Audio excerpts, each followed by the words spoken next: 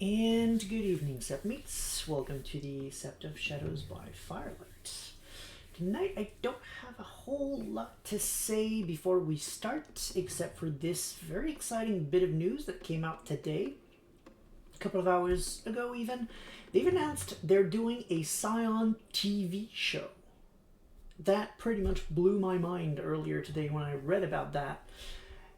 Yes, seriously. Onyx Path is getting a TV show. I think it's even said live action TV show, but that may just be me quickly reading a bit earlier. But a live action TV show of one of their licenses.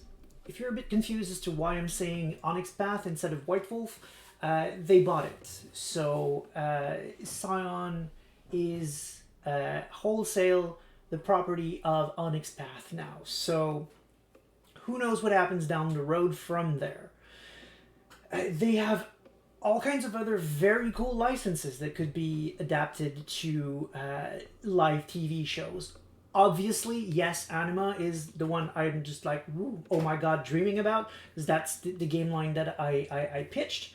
But without, going in my own corner for a second, all of the eras of the Trinity continuum are amazing, and any kind of TV shows, yes, exactly. Any kind of TV shows set in that world could be amazing, especially if, I don't know, we're dreaming here, but if down the line there's more than one TV show for different eras, you could get some MCU level interconnectivity there that is really getting my imagination going there. But even then, you can expand to other things, like they came from beneath the sea or something like that. I mean, who knows what that could turn out to be as a TV show? It would be freaking hilarious. Like a whole TV show about bad horror B movies that breaks the fourth wall all the time. That could be mind bending and very excellent. And who knows from there where it goes. Obviously, also I hope White Wolf properties like Exalted and Werewolf and so on get their own TV show eventually. But you have to remember those are two distinct companies. So the fact that Onyx Path is getting one doesn't automatically mean that White Wolf eventually will. I know it was the plan several years ago when they bought the World of Darkness licenses. I believe what they said was vampire TV show on Netflix by 2020. That obviously didn't happen. And not too surprisingly, considering that the whole crew shifted 2 or 3 times since then, but still. I know at some point it was a plan. Is it eventually going to become something? I don't know. But yeah, I mean, there are so many superhero TV shows that I kind of agree with you there that it wouldn't be my first pick in era just because there's so much superhero content. But Aeon could be really cool. Adventure would be just amazing. Assassin would be great, and obviously Anima would be great. There are already several lit RPG TV shows out there, like Dot Hack and so on, but none that are live action, or at least not that I know of that are live action, or that have the exact same kind of twist that Anima does. I can't get too much into that, obviously, but I think I think there could be something pretty damn awesome there, but. Not saying it's in the plans. I have no clue. I learned about the TV show at the same time as anyone today. In the middle of my day job, I just saw like, oh, what's this? Like, ooh, damn. So this is just me going wild with dreams and ideas. I don't know what's coming down the pipeline, but the future is pretty exciting for sure. That's really it. Not much else. I'm still working on my scenarios for the Wormlore. So right now, I said scenario, sorry, scripts. The script for the first three are pretty much in the box and good to go. So it's just a matter of time before I just start recording the voices and doing the editing. Should be sometime this week because I have a bit more time this week than I usually get. Two of my usual busy evenings are free this week, so who knows? Maybe we'll start getting the episodes faster than expected. That would be cool, but don't take that for granted. Obviously, I hope it's gonna be coming soon, but I can't promise anything. So here we go. Putting my headphones on. Tonight, I think we have a very real shot at finishing the game. The one thing that might slow us down a little bit, let me just read chat here.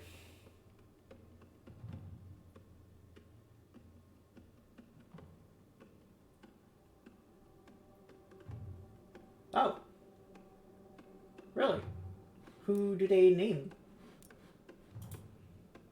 Because I don't think they've ever directly named me. I think they just kind of say like someone pitched it, and usually they leave it at that. Okay, so so they use my real name, is what you said. Okay, I wasn't even aware. I didn't even know there was an interview out there with my name in it. Cool. All right. Cool. I have credit somewhere. Nice. I definitely have credit in the book though, so eventually when the book comes out there won't be any possible doubt. You won't see it as Yoden though, it's my real name in there as well. So back to this game. I saw that we have a secondary objective. I wasn't aware it was there last time, but I think it's new because it mentions the gas, this weird gas that magically turns people into samurai. Really, I thought I watched the Polyhedron interview. Maybe I just missed the part where they named me, but I mean, I'm not exactly listening to interviews on the game, just waiting for my name to pop on. When interviews come around with Anima, I'm just way more interested in what they're saying about the game itself, so I know what's out there. Like, ooh, wow! Now people know about this super exciting bit of the setting or the lore. That's what gets me a lot more interested. I'm eager for the game to be out there for people to know about it, and I'm eager to see how players eventually interact with the game. Because I have, of course, my own view of the game, especially the MMORPG setting, which is the part I created. But as any creator knows, once a game is out there, it's no longer yours. Once a game is out there, it's the player's game. They're going to do whatever the hell they want with it. And I'm really looking forward to see all the wonderful things that the players will do with Anima.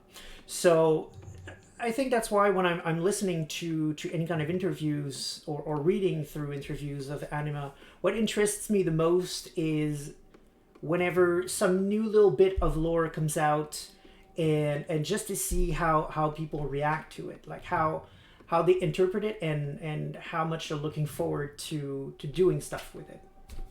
So yeah, well, less looking forward to, but like what their imagination does with it, essentially, is what I'm trying to say. So cool. If my name is in there, I'm happy. Of course, that's always cool, but that's not necessarily what I'm looking for. I'm not doing this for the credit. I'm doing this so that my world is out there and people are having fun playing in it. So, well, my world. The MMO part is my world. Of course, the Trinity Continuum is entirely Ian Watson's, AA Watson's world, and he's doing such a great job with the Anima universe. I mean, I didn't know much about the universe until I knew that Anima was going to be merged with that setting. But then I read the books since then, and I mean, it's a really interesting setting, MCU level interesting setting. I mean, of course, there's not as much lore as the MCU, but there's so much going on in there, all kinds of different feels, types of movie feels, just like the MCU. If you're going with Agent Carter, you've got the pulp that you get in Adventure. You've got, let's say, Guardian of the Galaxies, where you get sci-fi. Of course, Aeon is more serious than Guardian of the Galaxy, but you see what I mean. It's the whole universe with so many different play styles and cinematic feeling to your tabletop setting. So seriously, not Anima, but Trinity Continuum, I feel is a setting that is really awesome and deserves to be known a bit more. So we'll see where it goes. Just funny to me because only know you through your Google email having your real name attached. So neither of you threw me off guard. Huh. Don't even remember sending you a Google email, so okay. I guess I did. Otherwise, how and why did you get my my actual name? Doesn't matter. I'm not afraid to say my name, but it's just like, didn't remember that. Oh, my character sheet. Right. So it's the deviant's fault. Now, different kind of deviants. We have an Uktena deviant to show the error of her ways. But first, we're going to see what we can do to halt the spread of gas. Did we have any skill points? No. All right. So, let's see what we can see. We've got some main story going over there, but that's not what I'm interested in right now. Go home. I thought you should hear this from me. Oh, we have to do this bit again. Dusk. The gas. He That's fine. didn't make it. No. I'm sorry. Dusk. Is this something we can do? No. Because it said we need to stop the gas, so I just thought maybe this would be some such. Okay, we're gonna have to kill people again. So many dead. And I'll make Watkins pay for every one.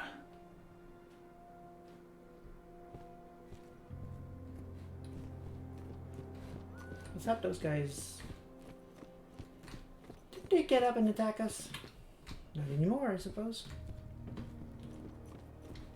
This is not the same type of gas.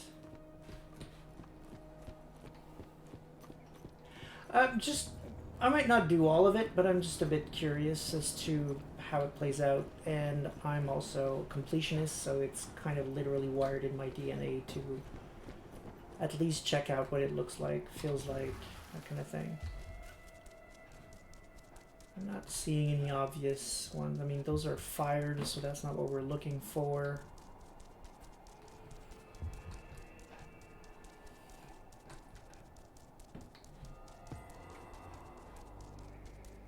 Now, I'm not going to go necessarily out of my way to do it. I'm just going to see if I can quickly see anything of interest. Oh, actually, is there anything in the base itself? This could be interesting. Oh. Is everyone fomorified?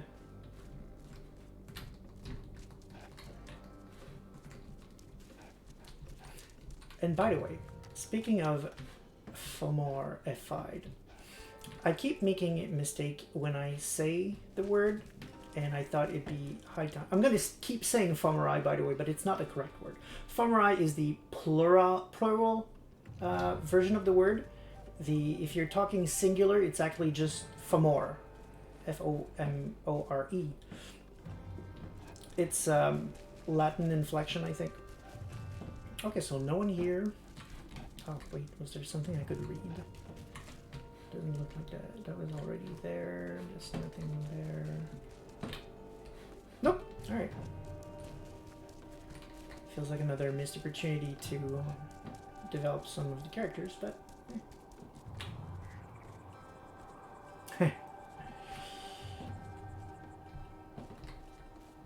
Those that were overwhelmed by the worm attacked the others. Yeah. Werewolf Fomor, or Fomori, because it's just, I'm too used to say Fomori, so I'm just gonna not even try to remember that I'm not supposed to say that. Werewolf Fomori exists, just as Vampire Fomori and such. So it's a thing that could be, yeah. It's definitely an option.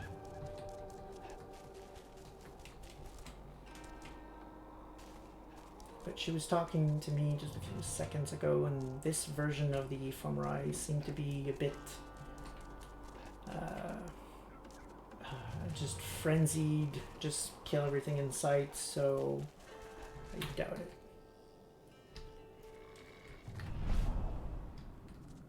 The worm has hold of everything around us.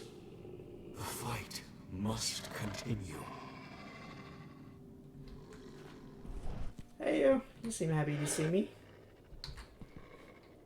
This man is not nervous. Let's just walk up to a wolf 3 times my size.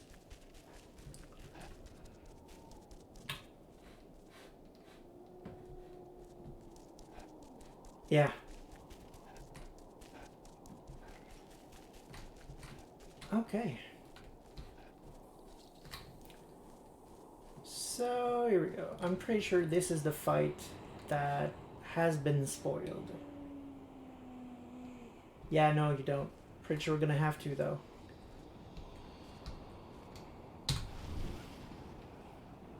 Onawa, I had to fight one of your wolves at Endra's HQ. I had Watkins until your wolf interfered. Why? You still don't understand. Survival requires sacrifice.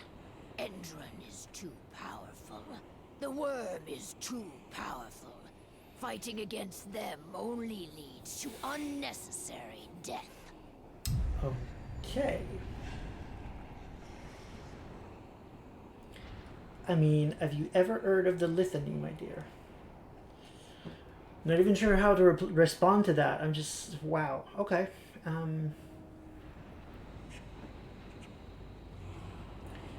At this point, it seems like a reasonable response. We know why he was told she fell to the worm. Yeah. Guess we're gonna go with this. In Endron's pocket too. You sold yourselves to the worm. I've made no pact with the worm. But Endron is prepared to move off our territory and leave us in peace. All in exchange for a few heads. Seriously. Wow. So that Red Talon was following your orders. Yes, but you survived, and that puts all of us in danger. Your death was a key part of the arrangement. You've lost your mind. Pachwa never should have allowed this to happen unless the worms corrupted him too. Through your bond. I'm sorry, Onawa, but I need to put things right. By the way, these things happen. Like, werewolves do fall to the worm, and they do betray each other. It happens. So it's actually an interesting twist that they went with that in the game. And usually a patron would have more resistance to worm taint than most, but it makes a certain amount of sense.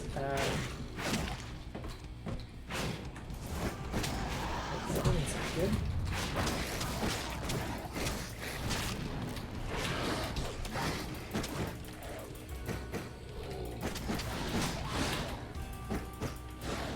Sorry, I'm just trying to formulate my thoughts while I fight.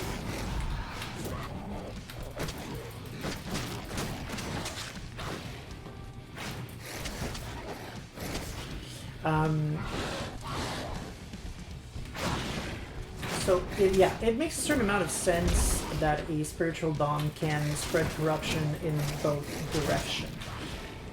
Canonically, the example we've seen in books have usually been a patron corrupting a person or corrupting an entire tribe.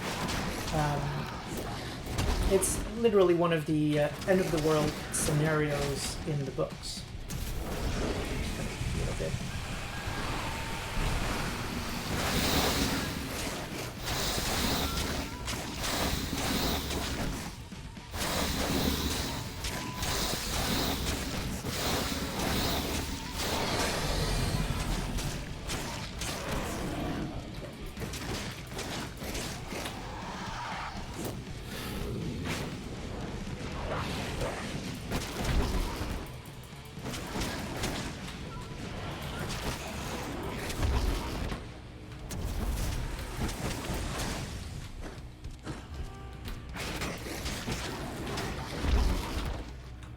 really wish dodging was a bit more efficient than this.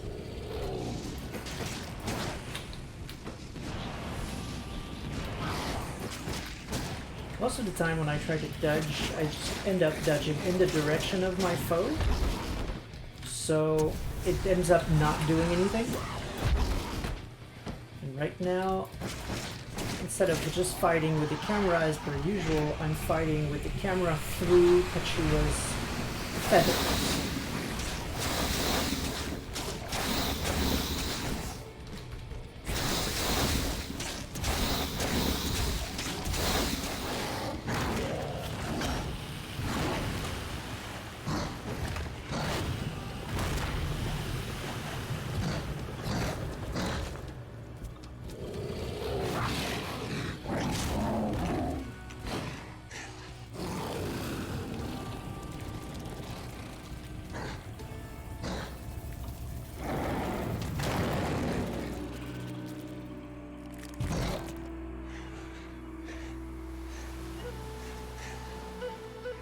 That doesn't look like Worm Taint. I don't know what would.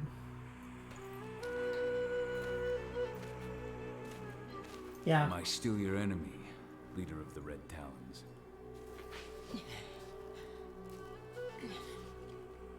Forgive me, Fianna warrior. Pretty much failed confirms it. in my duty. I remain blind as Endron used me to corrupt our guardian spirit. What will become of him now?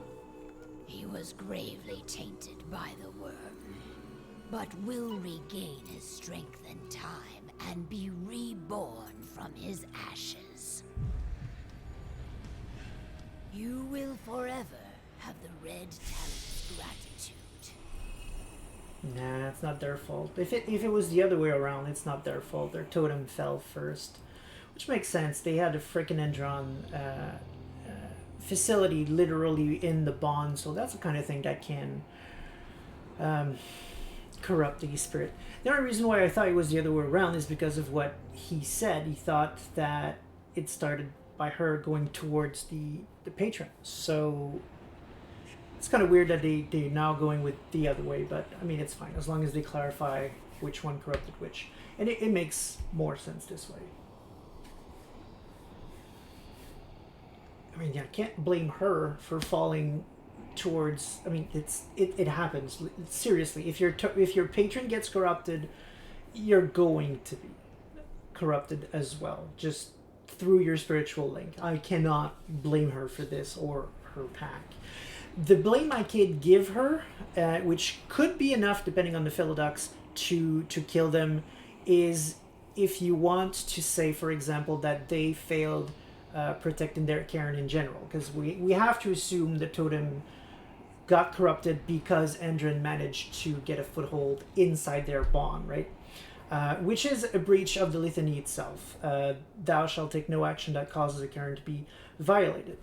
They didn't do anything that caused it to be violated, so a Philodox could easily argue that even then it's still not their fault. But another Philodox, and that's the fun you can have with the litany. Any Philodox is allowed to just interpret it however they see fit in any given situation.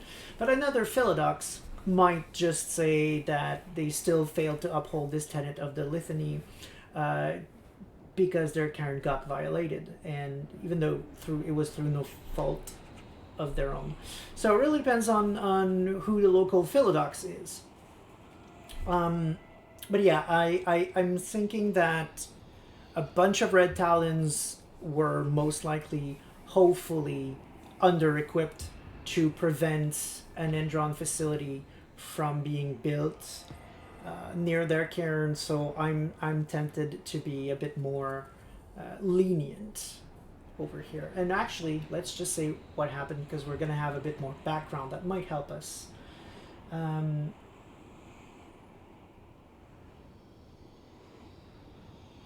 The patron isn't dead. As she said, he's gonna get his strength back. He's dormant, essentially. That's not the real term, but he's going to reform, essentially. He's in the state that I don't get the right word here, but he's just gonna rest for a bit and he's gonna be fine afterwards.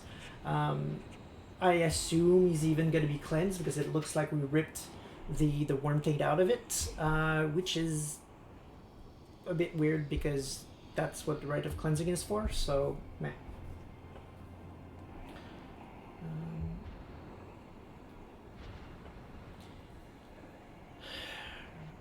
No, it doesn't cleanse her of her taint, but since the source of the taint is gone and it wasn't something that was problematic from inside of her, she could easily be just cleansed via the rite of cleansing, and she's going to be fine. And these things do happen. You've got plenty, not plenty, but it happens even sometimes that some Garu who literally fell to the worm joined the Black Spiral Dancers. They eventually come back to serve Gaia once more. It happens sometimes that werewolves jump one line from another. So if those guys are okay, then I see no reason to automatically kill her just because through no fault of her own her totem fell. But once again, that is entirely the local Philodox's decision. If one of them says you gotta die, then that would be perfectly fine, and that's absolutely something that could happen in a werewolf, absolutely. Really depends on that particular Philodox, and obviously tribe would play a bit of a role there, obviously. Children of Gaia, for example, would be definitely a lot more open to be lenient on that kind of front, whereas, for example, a Fenrir or a Shadow Lord, a lot less.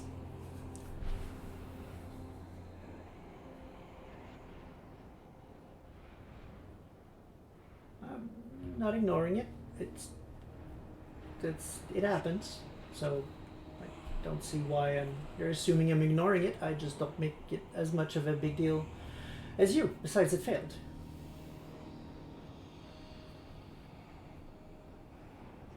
Hey Noxiferam, how are you doing, man? There's no local Philodox, that's an assumption. We don't know what the other werewolves' auspices are, so that's not Kahal's call to make, for starters.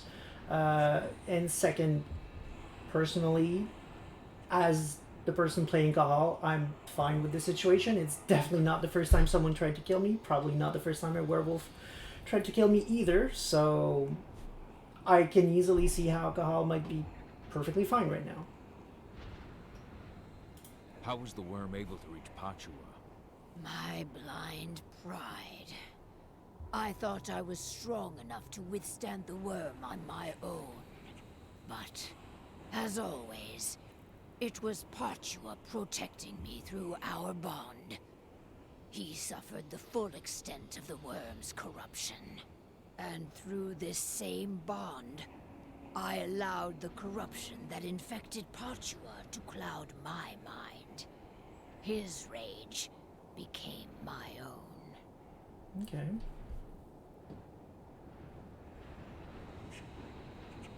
Your pack has suffered heavy losses, but Endron's losses are heavier. We shall finish what you have started. Our concerns must extend beyond our cairn. Leave without worry, Kahal. We shall purify this territory. Maybe we'll meet again someday. You will be welcome if you ever come this way again. Okay. Time to meet up with Ava.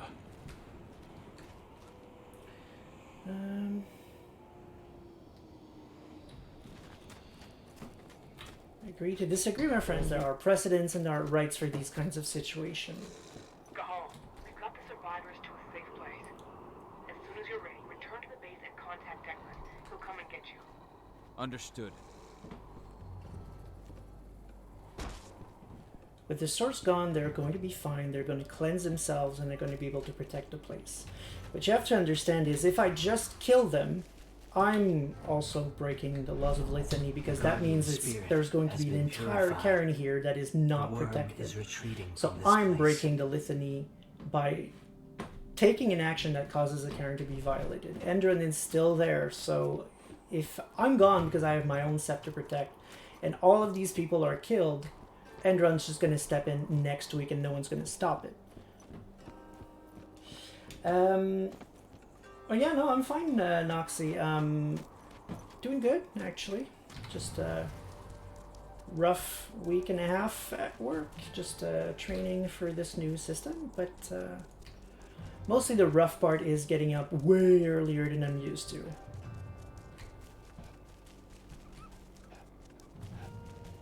No, it's not. It's fine now. We just cleansed it. It's way too quick, of course, way too fast.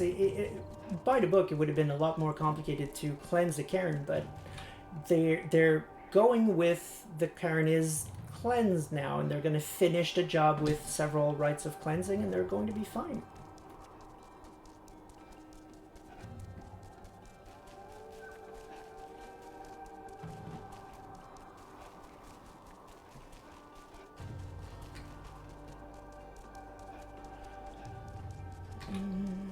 Okay, here we go.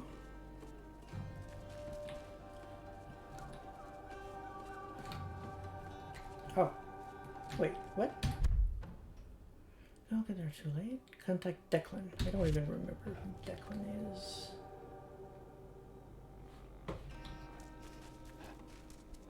Yeah.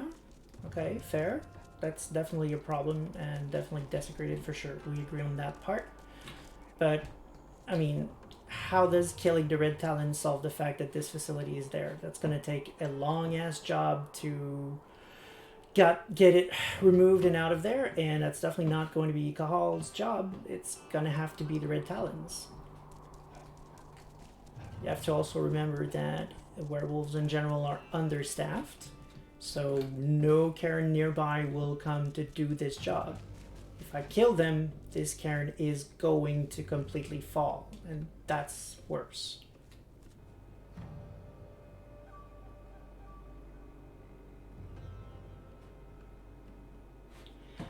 There's some degree of leap of faith for sure, but I mean, once again, I literally ripped out the worm taint. That's not how it works. Yes, agreed, there should have been some rite of cleansing over there, but they're clearly not doing rites in this game, so they're obviously going more in the direction of, what's the name of the movie, Spirited Away, where they just remove physically the taint. Which is a pretty cool movie, by the way. If you haven't seen Spirited Away, it's really awesome. But yeah, that's what it was. We literally ripped out the worm taint, and for some reason it got evaporated. Don't ask me why or how, but that's my reading of the situation. So from what I can see, the totem's going to be fine, and they're going to be fine. They might fall again, sure, but I mean, every werewolf is in danger of falling, and at least she has had the opportunity to learn from her mistakes, so hopefully she'll do better next time. Declan, I'm ready. All right. On my way now.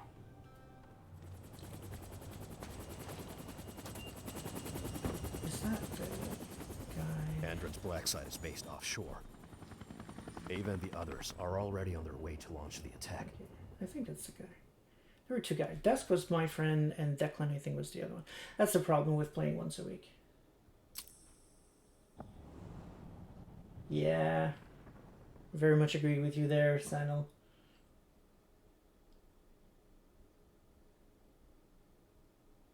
What? She never admitted to doing worm rituals. She admitted to letting her pride get her tainted. Yep, definitely there. Yep. True, there is absolutely that too, but even then I don't remember her saying she did worm rituals. She got some taint for sure, but that's nothing a rite of cleansing won't fix. There's nothing unredeemable from what I've seen so far.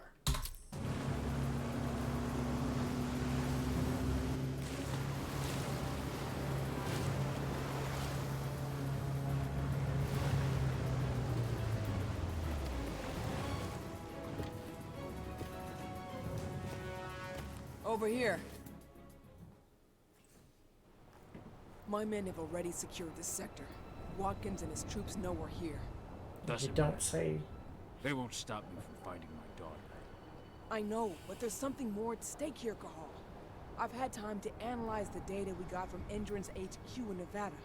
The biofuel and the treatment undergone by the prisoners are both linked to the Earthblood protocol. If we don't put a stop to what's going on here, the whole world is fucked, Adana included. What are you talking? The tests on the prisoners allowed Endron to develop a compound that acted as an attractor for Banes. Lots of people affected ended up as Fomori. Then the gas Watkins used in Nevada. It's their biofuel. They've developed a method to spread their compound in gas form, and right now this is where they're producing it. In fact, this is where they produced it from the start. They don't have the necessary equipment in Nevada. I read it in a report at their HQ. Humans will contaminate each other, turn each other into Fomori, simply by driving their fucking cars. That's the Earthblood protocol. Okay, that makes more sense. Because the issue I had with the gas is that just because you're breathing in some kind of gas that taints you, doesn't mean there's automatically a Bane nearby to possess you, because to become a Fomor, you need a Bane to possess you. So here, if somehow the gas attracts Banes, that makes a lot more sense, because then you've got both conditions. It's a huge deal, though, and yeah, it's big. Okay. It's not that simple, though, because if just having a Bane nearby a human was enough to create a Fomori, then the whole world would already be a Fomori, because Banes are pretty much everywhere, especially in cities. You still need to have a certain amount of compatibility. You need to be not just tainted, but yourself has to be slightly corrupted. You need to have the same kind of resonance as the Bane, so that the Bane can possess you. So it's still a lot more complex than that, but it's better than I thought it was.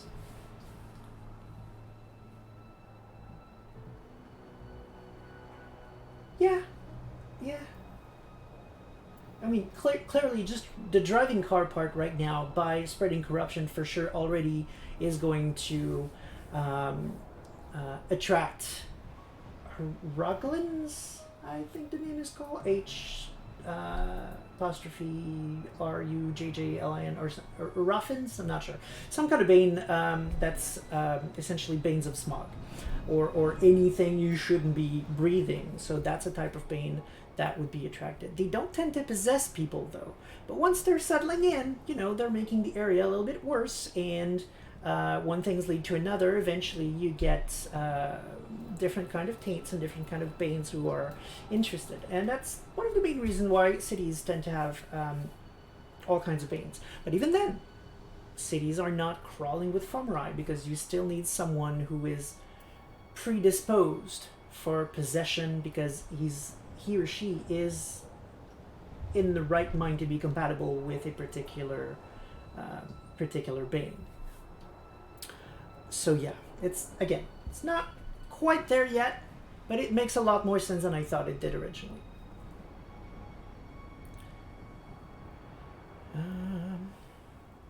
I guess my issue is how efficient it was to just like that automatically transform people.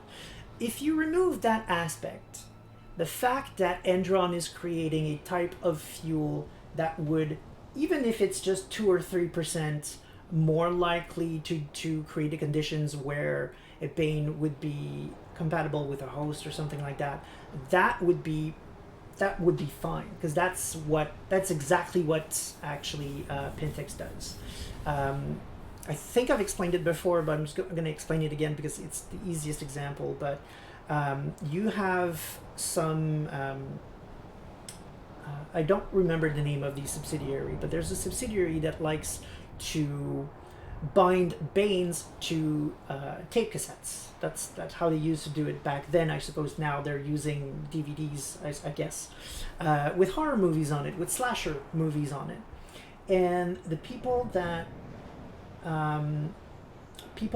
watch these movies with a certain amount of glee over and over eventually will end up more and more tainted until the Bane that's on the disc, I guess, as it would be today,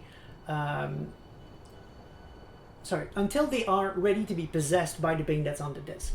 So that person would slowly start harming animals, eventually killing animals, and then harming people. And then potentially after the first human kill or something like that, the person comes back home and the Bane shifts from the disc into that particular person, turning them into a Fomor of a type that's called a Gorehound. That's how it works. By repeated exposition to a particular type of taint that changes you slowly towards towards growing into something that's bad. So I suppose if they're doing it with, well, I guess the elementals that are the smog elementals, the Roglins or something like that, if that's what they bind into their fuel, for example, I suppose it would be possible. I've never seen the result of that particular match, but I could see how eventually you could have a Fomor born from repeated exposure to that particular smog, I guess, or petroleum tainted type thing that eventually could become a whole new breed of Fomor.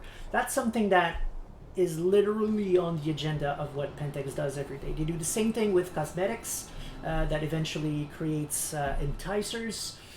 There's a whole bunch of subsidiaries whose entire goal is to slowly turn people into Fomori. But it's long term and it's low yield. They don't just punch a new brand of cosmetics out there and the next month you've got 1,000 new Fomori. They might get across the world maybe 100. Over, I don't know how many billion people is on Earth right now, 7 I think or something like that. The numbers are low enough that it won't break the veil or the masquerade or whatever, but they're going to still get a bunch of new Fomor or Fomori, because I'm actually plural this time. They're gonna get a bunch of new Fomor for their armies or first teams as they call them. So it's still a win for them. They're spreading corruption, and these new Fomori are going in turn to have their own victims, and which will eventually create more corruption throughout the world. So it's insidious and it's slow. The fact that this was released in the desert and instantly turned, I don't know how many people I killed on my way there, but let's say at least 30 people, that's a part of our problem with. It's too fast. But other than that, it works. It fits, and that is absolutely what Pentex does. Yeah, pills instead of fuel, absolutely. That was the storyline in the other game we had. True. Yeah, I like that. A phone, and I think they do even have a subsidiary that does computers and phones and things like that, so they could probably work together so that today you might have some kind of a pad where you watch your movies on, right? Because I don't see how they could do it with an equivalent of Netflix or something like that, because that would be just the site has a Bane in it. That's just a bit weird to me, but not completely impossible. But literally on your phone or your pad where you watch your movies, that I can absolutely see. Or it could even be in the file in that case, literally. Like you're streaming the movie on your iPhone or your computer, doesn't matter where you're watching it. The movie itself, the file that you're streaming to your computer, could be what's getting to you, or both. There's something there. Yeah, I agree. There's absolutely something there. Okay, so humans will contaminate each other, turn each other into Fomori simply by driving their fucking cars. That's the Earthblood protocol. They'll find a way, or we must destroy this place. I'm not sure who will find a way. Oh, I'm telling them this is their problem because I'll find my daughter. No, we gotta destroy this place. Needs to be destroyed. Damn right. We'll split up to divide their forces. Go get it done, and try to draw their troops' attention. We both know you can handle it. My team will follow you to place explosives and mop up any stragglers. Fine by me. As long as you can help me find her. I'll open any doors I can remotely. Now, let's go. Good luck, Kyle. Bring our girl back home. With me.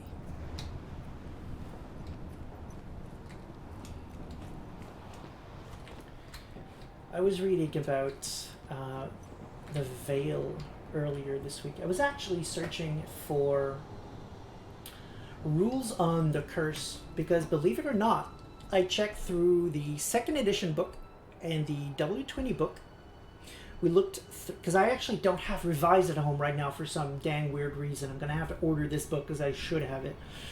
And we read through most of the player's handbook, and we could not see a single reference to the curse. So now I'm just really puzzled because I'm wondering, like, if I made it up. I mean, of course I didn't, but did I? I'm really confused. I can't find any references to the curse anywhere. Anyway, it led me to read some parts about essentially how werewolves interact with humans, and it's been stressed once again very clearly in W20 specifically is where I read this one, how unacceptable it is for a single human to be aware of werewolves. They're in W20 they went a bit further than other previous books as far as I remember anyway, mentioning things like purges and things like that. Like it's not, they're not going to tolerate it. So reading about Lambda Mankind again, I'm just like, what? Oh, well, might as well sniff it since we're there. Right now, to be clear, I'm not looking for sniffs. I'm just looking for any kind of document or anything like that that could be an interesting read. Although so far, the documents I've been, you know, they've been there, but I haven't really... In the sept, they gave a bit more information about some of the characters and their relationships, but the documents we've seen inside of the Endron facilities... And of course, Watkins locked down the whole site when he saw it coming. To get where Adana's being held, you'll need to advance sector by sector, unlocking each one as you go. Slaughtering each one as you go. Connect me to the sector's terminal. Kinfolk liaison by Pentex. The glass weapon. Yeah, for sure. Which curse? The two. No, unless you count the delirium as a curse. But no, I'm referring to the curse where rage essentially affects humans and animals. Just rage itself. There's already blood everywhere, and I've not even been in that room yet. Or are these our guys? They might be our guys.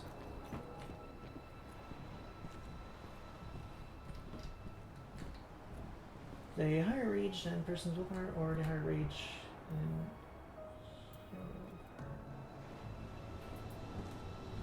Not sure, actually. That's one of the things I wanted to read again, because I was arguing with my girlfriend about some logic on the curse. My recollection, or at the least the one that I meant for that particular conversation, was the one that has to do with your rage level versus the humans or the animals' willpower, but I don't remember their willpower actually having much of a say in the situation. It was more like them feeling that you're a predator. These look like our guys, right? Yeah, they're our guys. And I guess the blood is the blood of whoever Endron, poor chap, was there. Pentex Division R. Watkins. The most recent research results redacted sent redacted on the werewolves could be a game changer. You have authorization to redact. Laboratories on the inside will be redacted immediately. Yes, we will absolutely redact the laboratories on this site. Some results ASAP. Redacted. Last subject redacted. They want to adapt their compound to Garu. Yeah, good luck with that. Nice visual. The higher rage and personal power. Okay, that's same light. But at least you're already, just the fact that you're able to refer to that is telling me that I'm not mad. That those are somewhere in the book. I just couldn't find where it was. Ava, This sector's lock has been taken care of. how's your side looking? We're making progress.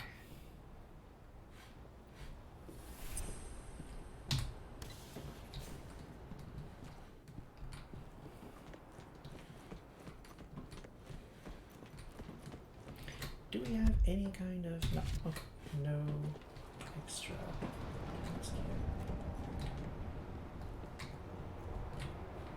Why are you stealthing, buddy? Oh. Missed the long miss. Okay. Been quiet for a bit, so just checking.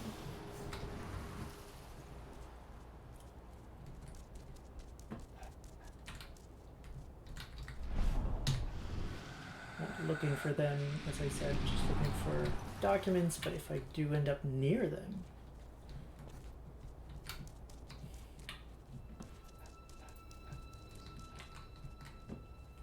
Thank you. Just a page reference is fine. You don't need to put the text, because I'll read it with my girlfriend later on to finish the quote-unquote argument. We're not fighting over it, we're just disagreeing on a particular ruling. So we can take this place down. Roger.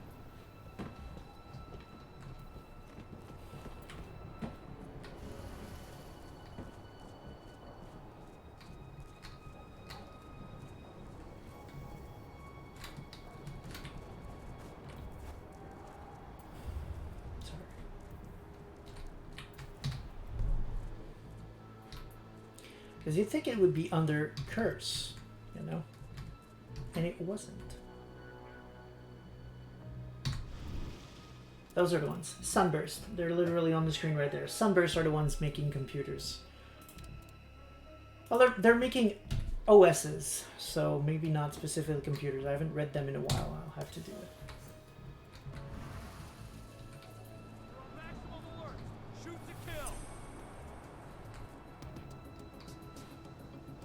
Okay.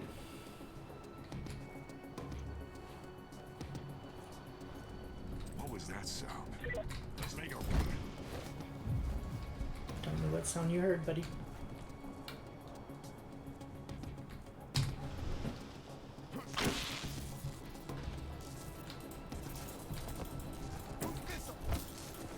Jesus.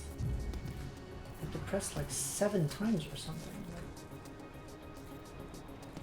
How much work can it be to kill a guy?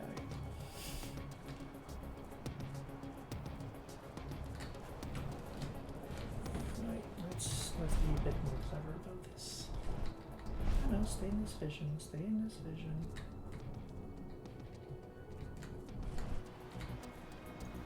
Set.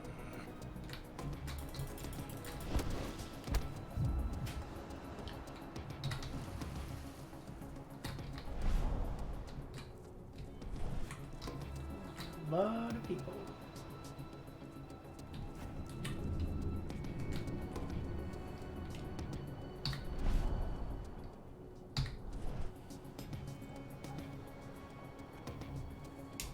Someone over there? Let's make a run out of that thing.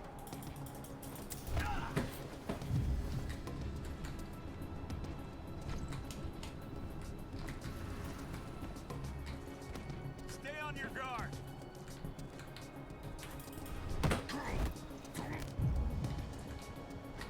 Don't think I can actually stealth. Can I stealth him?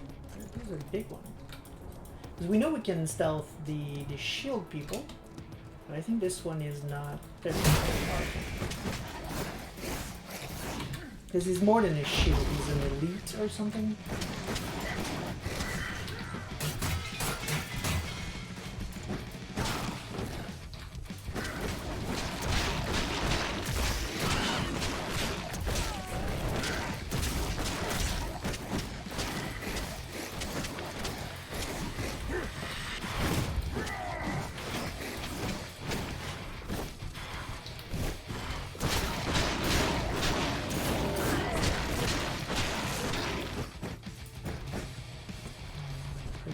Then get back up.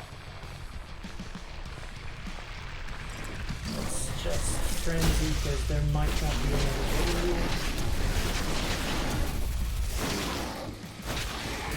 There is. Good. Oh.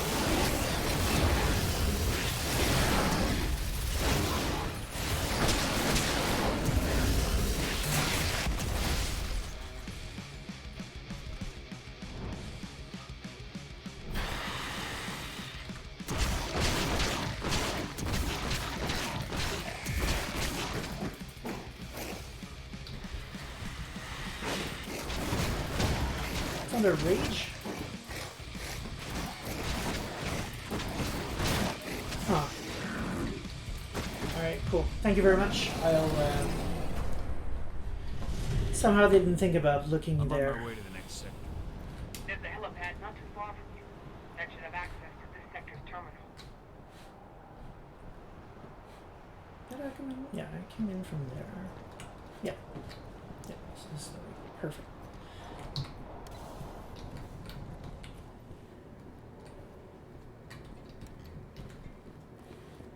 This is one of my only gripes that I have with werewolf books.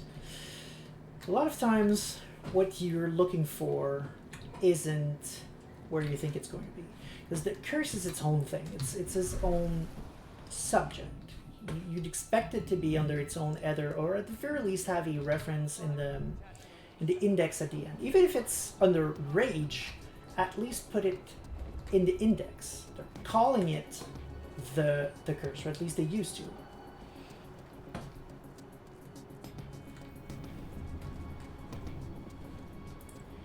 It's important enough to have its own name, it's important enough to have its own section. Well, that's one of the things that is hard to find.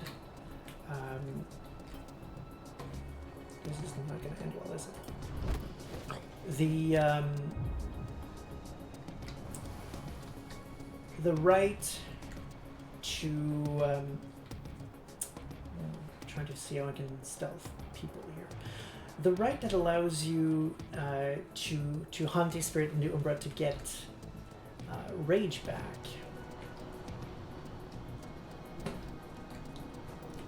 I wonder if I can sneak in there.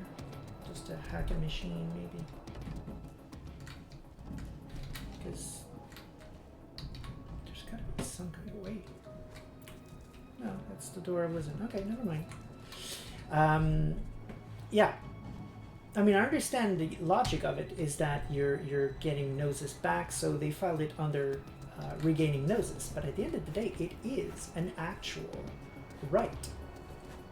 It really is. So it should be under rights.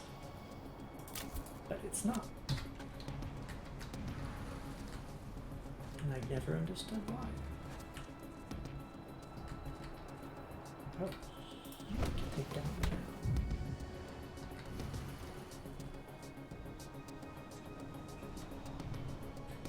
I'm curious on what the argument is about. There's actually a subsection on the mental state on page 262 labeled curse.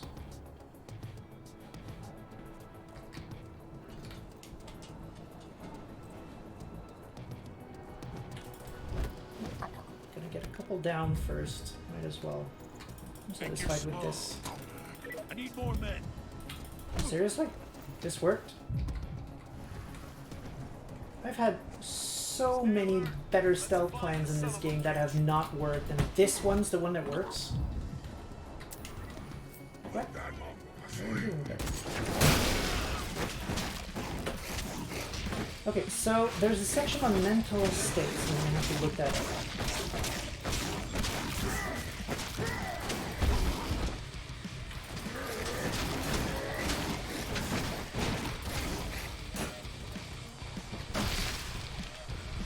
Turn, buddy. There we go.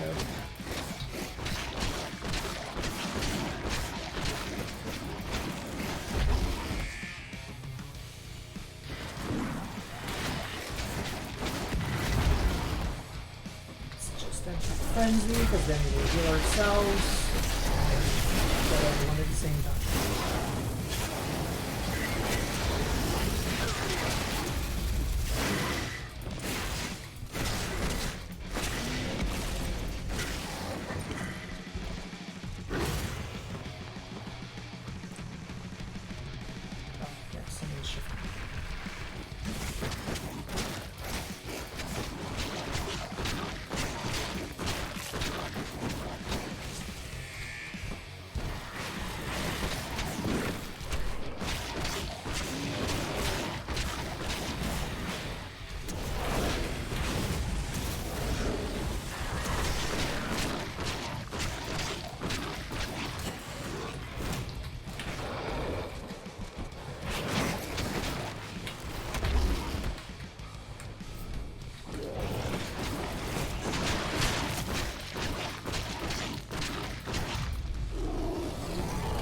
That was a gamble.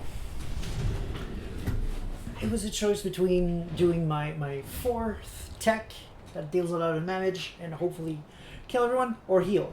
But if I heal, there was a chance I wouldn't be able to kill everyone. So that paid off. I decided to try to kill everyone. Your rangers and humans will matter if they treat you like a mass murderer or not. That's definitely part of what we were talking about. And that's the thing. I mean, I know you're curious and I wish I could answer that, because I don't even remember what the root of the argument was about. That was several days ago. It had something to do with that and the gift Scent of Men.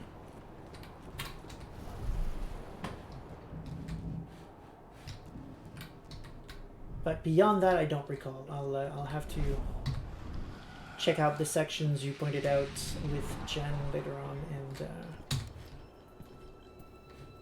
and see if we remember what the discussion was about. Thank you for finding the references, though. Now what? The terminal downstairs, and all the guards in your way. Let me actually take a quick second and just write this down. It's in rage and also 262 mental states. Perfect. Come back.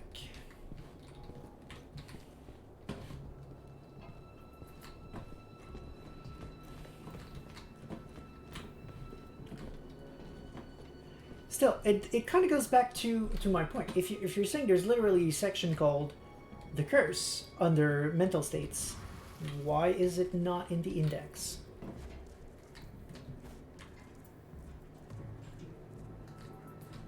And I assume the references you got was for W20. North sector guards managed to slow Lambda Mankind's advance. Keep it up. Mr. Watkins is counting on you. Make him proud. Nothing wrong with it. If it's W20, that's perfect. I'm just curious. Oh, okay. I'm just curious which book it's from, because we kind of ended up forming a side theory, since we couldn't find it in second edition either. So we were starting to think, is it something that Revised came up with or something like that? So we're just gonna have to check it up in the same sections, but in the other books, and see how this lines up.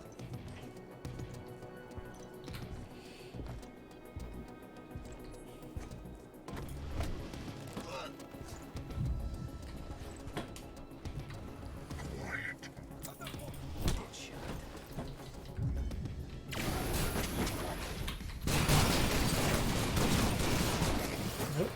Taking the guns down first. I remember what happened last time. Nope, it's at the gun, buddy. Aim at the gun. There you go.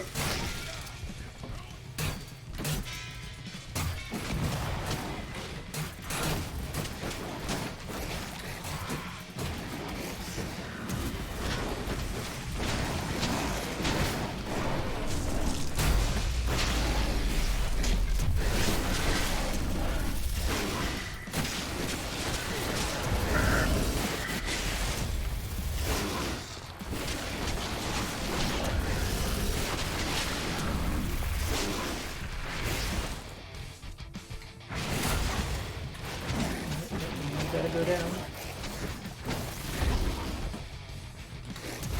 You look like a truck when you dash.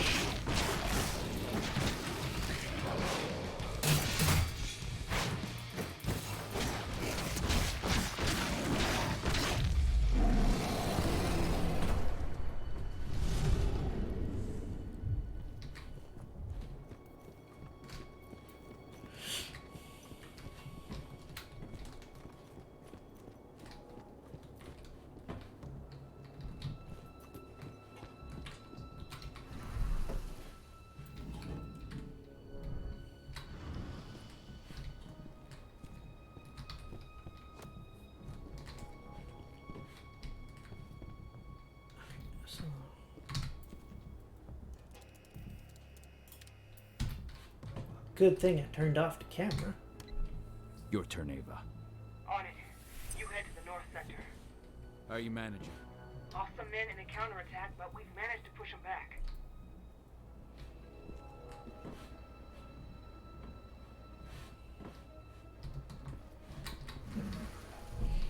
Maybe some other location is now open?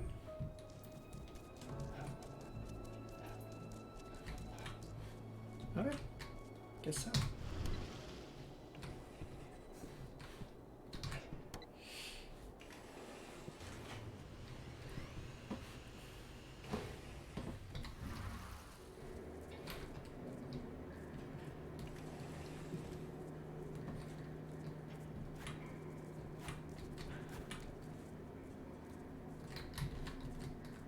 Well, this is happening. Yeah, this is happening.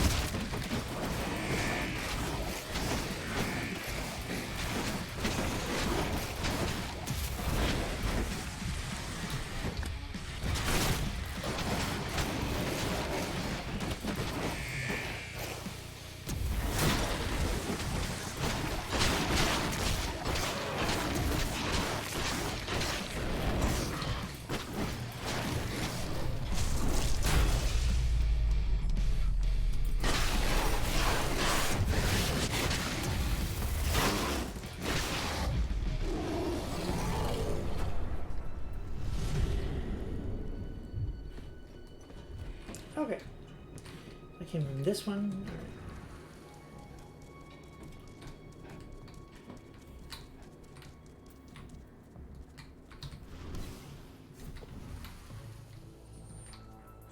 I guess the quote-unquote good news is that I don't expect there's going to be a lot of side quests here. At least wouldn't make a lot of sense. Broken through the north sector. It's nothing we didn't plan for. Return to your positions and keep your eyes open. We may regret attacking you. Two turrets are dangerous. Let me try to find... Instead of trying to kill people, I'm just gonna try to find where to... What? Something's not making sense to me right now.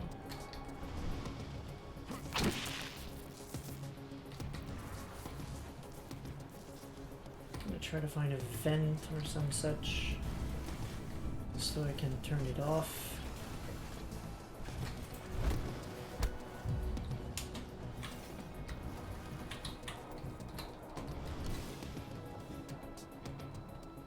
Ava, how are you managing?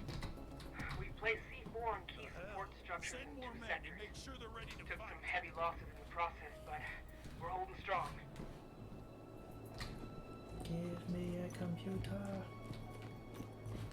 Okay, so this is clearly where the story continues. So it's not where I want to go. Okay. Dr. Lesterman. The operating theaters of Viridian State Prison are not in position to handle the continuation of our tests. Please prepare a lab that is able to receive the werewolf subject on our offshore base. This email's only a few weeks old. So, maybe here?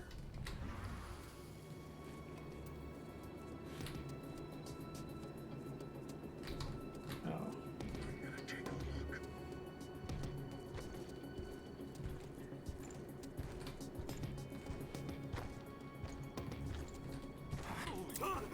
Help!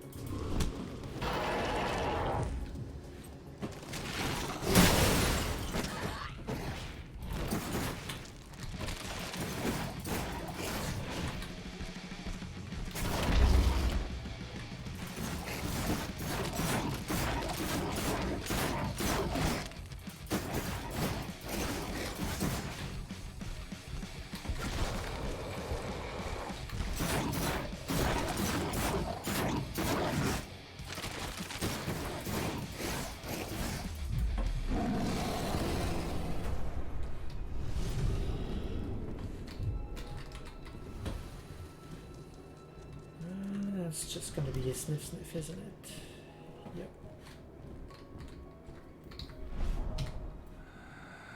Then again, I'm seeing some electric currents there.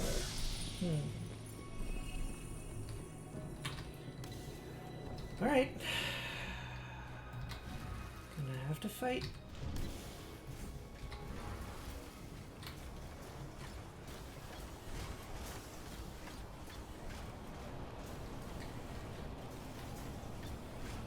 How do I drink it? Oh shit, he saw me.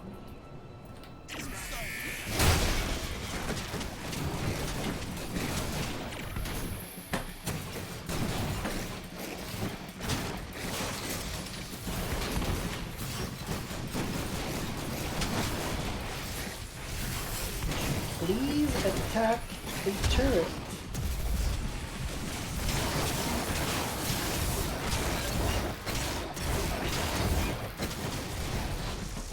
So apparently, the game has target priorities,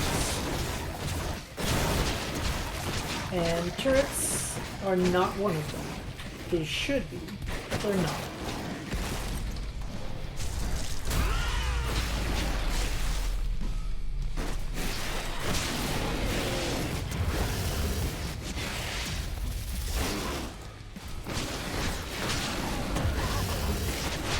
I was trying really hard to attack the turrets there, and my character was hitting anything that wasn't the turret first.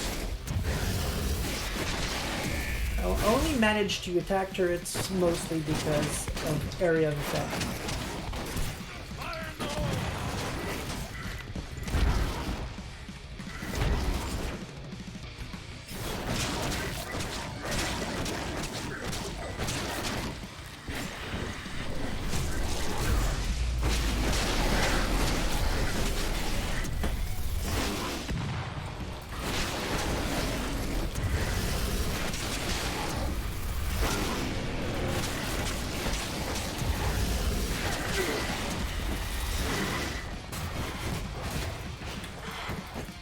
Confused as to what those are.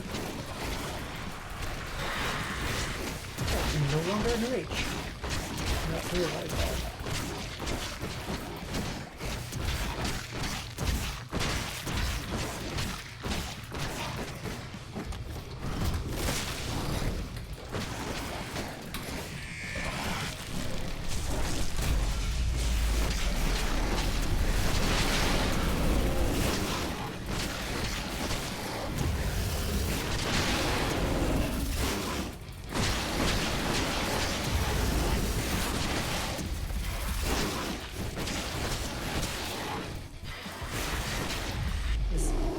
Time to understand what the two new type of Fomor, not I, but Fomor that were here and here, they were doing some kind of a black hole thing.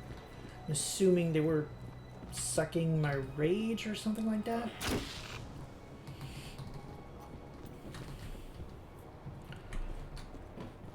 But I couldn't actually see what they were factually doing.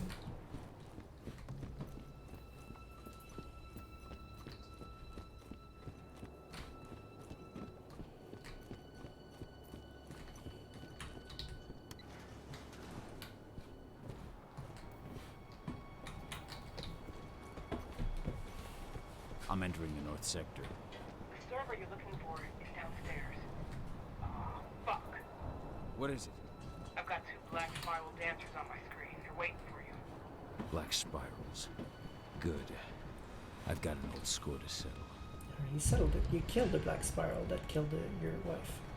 I like that just mentioning them gave him rage, though. That's cool.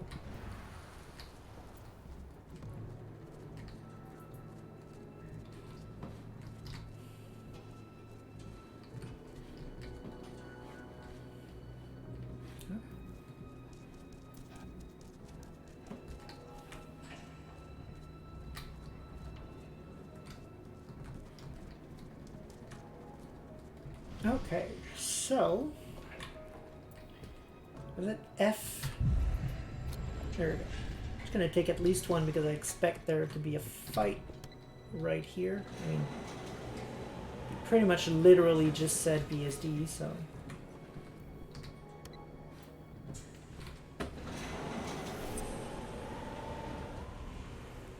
There we go.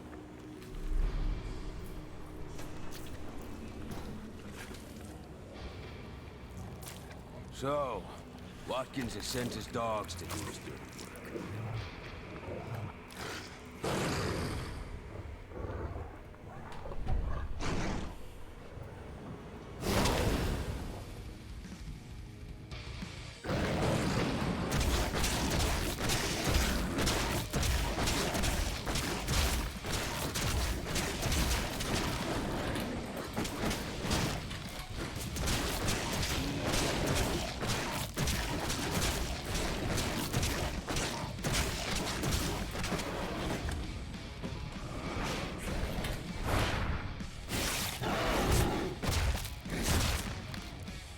Okay.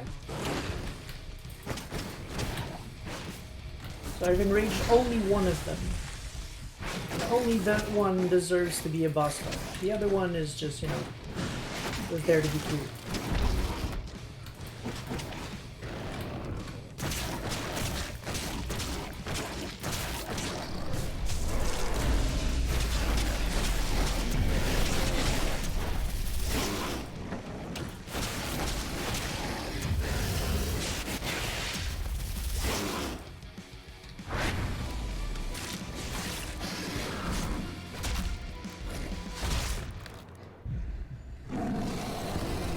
This planet's two black spiral dancers cleaner.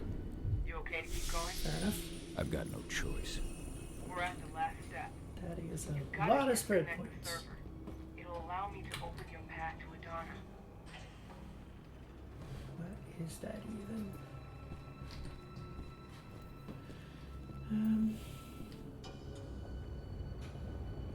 Again, I'd have to read back on the werewolves.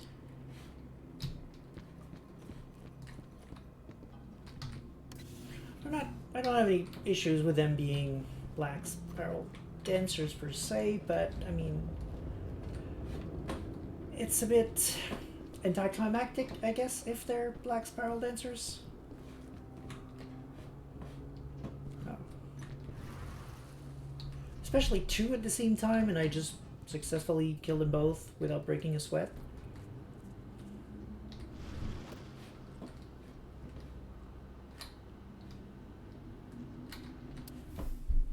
Dr. Lesterman, black spiral dancers have been brought to the base as per the President's orders. We request the immediate dispatch of the bodies of subjects having succumbed to the program or individuals judged unsuitable. That should be enough to feed them for the coming weeks. We shall send you full data on these two subjects concerning their behaviors and their attacking capabilities. These sons of bitches won't hurt anyone again. I mean, just because they're BSDs doesn't mean they just eat people. It's not exactly how this works, but okay. Black spiral dancers are just regular werewolves. They can eat people, sure.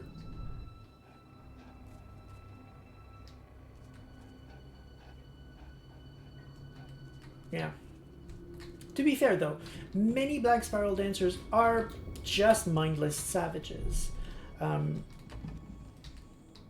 Most, well, not most. Many are not. I don't have exact numbers,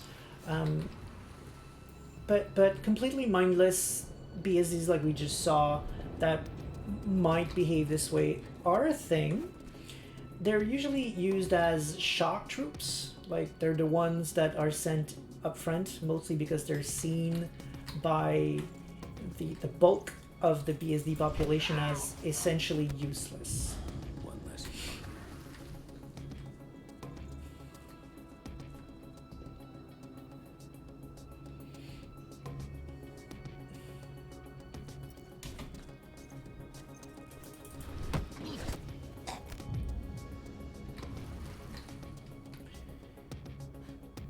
Usually when they end up this way, it's because because they travel to the black spiral to become black spiral dancers, literally, and hence the name.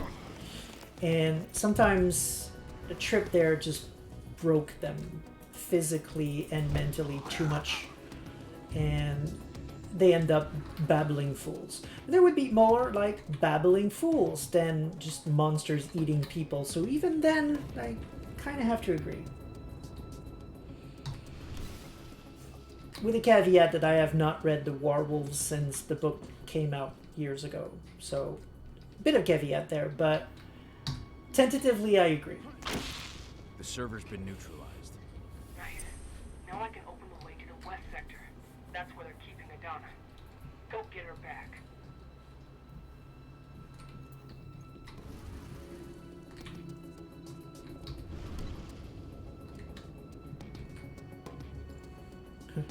Alright. It's your funerals.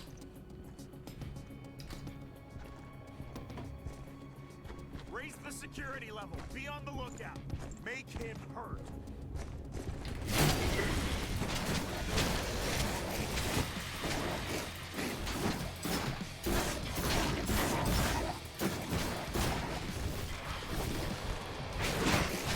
Oh, yeah. I thought they were the ones that charge. But no, they're the ones... They have the same body types, it seems. Like, they have the horns, they just don't charge. Oh, hello, you. If I can frenzy against a mecha, I will.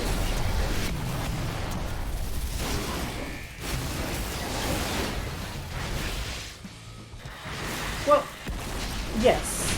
Obviously, thou shalt not eat the flesh of humans is in the litany. That's a thing with werewolves for sure. My main point is,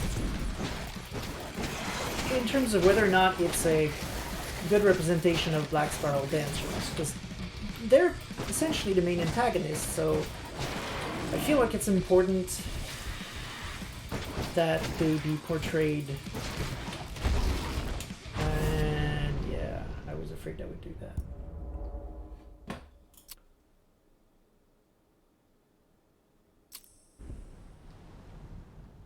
Yeah. And Wendigos. I'm not saying Wendigos eat people. I'm saying they don't. But a lot of other tribes think they do. And that reputation rightfully pisses them off.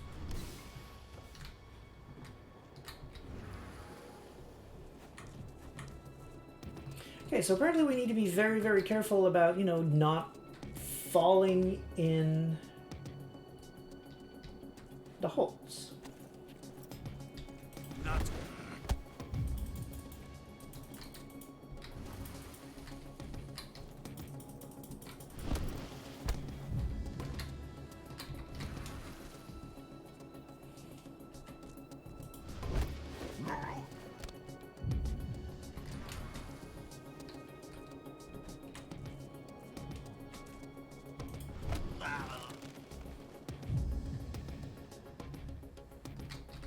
They're right.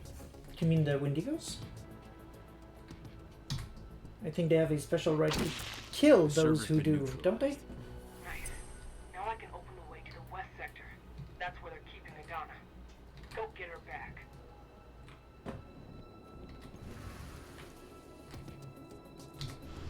So if I recall correctly, there's a camp or something like that that used to eat people, but they are now essentially killed on sight, and I think there's a special death right just for them. But I could be wrong. I have not read Wendigo in a while.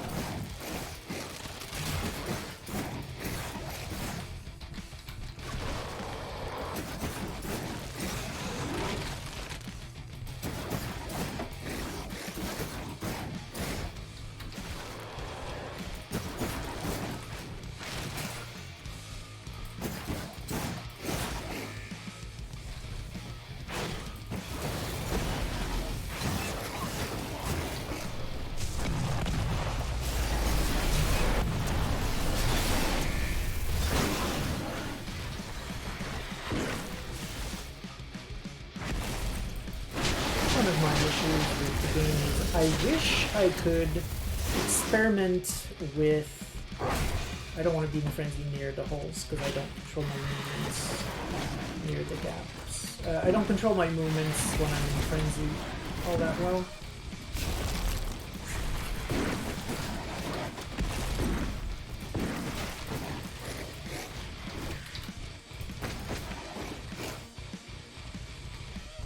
Let's go in this form and attack at a distance.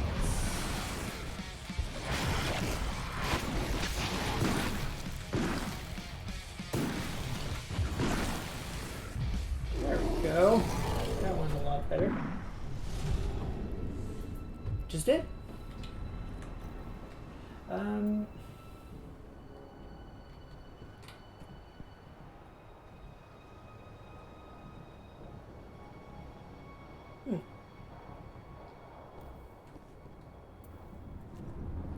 Okay. Been a while, I'd have to read them again. But yes, D-Board 24. I do use the heavy, but not as much. Oh, wait. I have to go all the way around, apparently. Oh, okay, the thing is in it. Alright. Must be a switch I haven't seen there, but it's locked. Does it not do something if I... Oh, okay. It wasn't actually locked. It was just fake locked.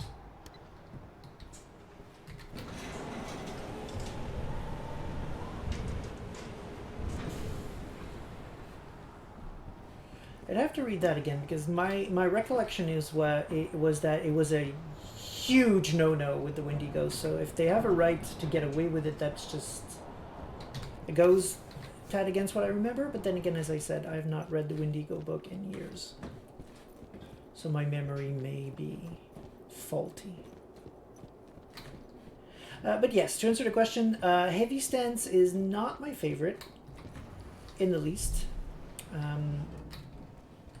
I've bought all the upgrades for it, so I should absolutely try to use it more. But honestly, so far the game hasn't actually given me much reason to need it in any way.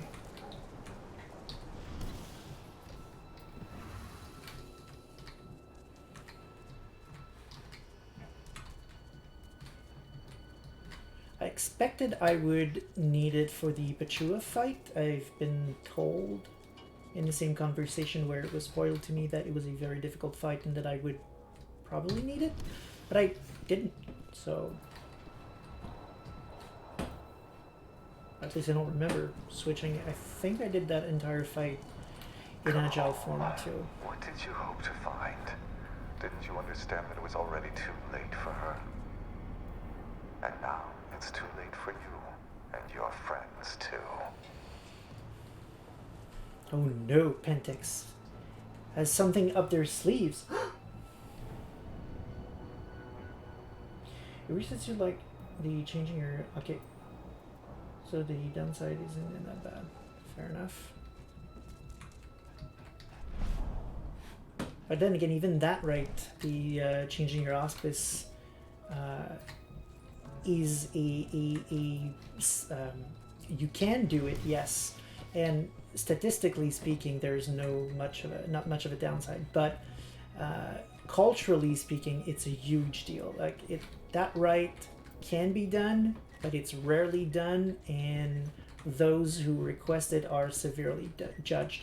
The idea behind that is that requesting it implies that you know better than Luna what your auspice should be. So it's kind of like if I do a parallel with a common religion, it's kind of like saying, yeah, God is wrong. Which, if you're talking to a devout Catholic, isn't gonna fly. And considering werewolves are more or less by default devout Gaians, it's a big no-no. President Watkins, offshore platform Redacted is supplying all production of the gas in line with Division 2's forecast. As soon as you give the order, we can proceed to the industrialization of the production process and oversee delivery to our distribution points. We await your instructions on next steps. This email, the date lines up with my arrival in Nevada. So what I'm saying is, while there may not be much of a statistical issue with using the right in question, again, with the caveat that I have not read the right in years and I could be completely wrong here, there may be some social, I guess, consequences to it. Yeah, probably. Regarding the heavy stents, it's just that I find that they pretty much die right away if I just use the fourth skill in agile form, so I've not really felt the need to use heavy, because I've started buying the very early on. I bought all the skills for the agile form, and I've basically just been using that the whole game, and the skill on 4, I don't know what it's called, has pretty much been doing it for me. So I haven't actually developed any abilities, like me myself. I haven't become good at using the heavy form because of that. I'm sure there's good stuff in there. I just haven't really explored it much.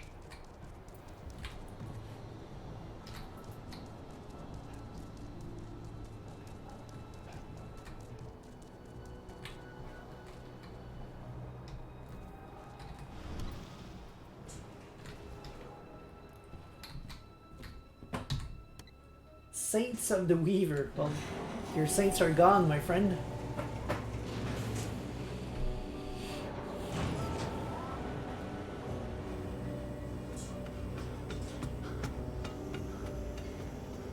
Madonna! What did he do to you? I'm gonna get you out! Hold on, Edie! Dad, it hurts. I'm burning. What in the place?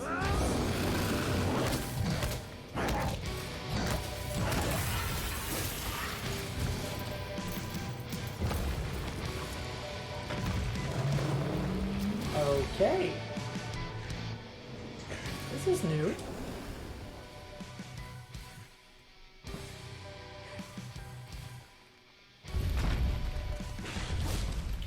Well, we're apparently killing my daughter.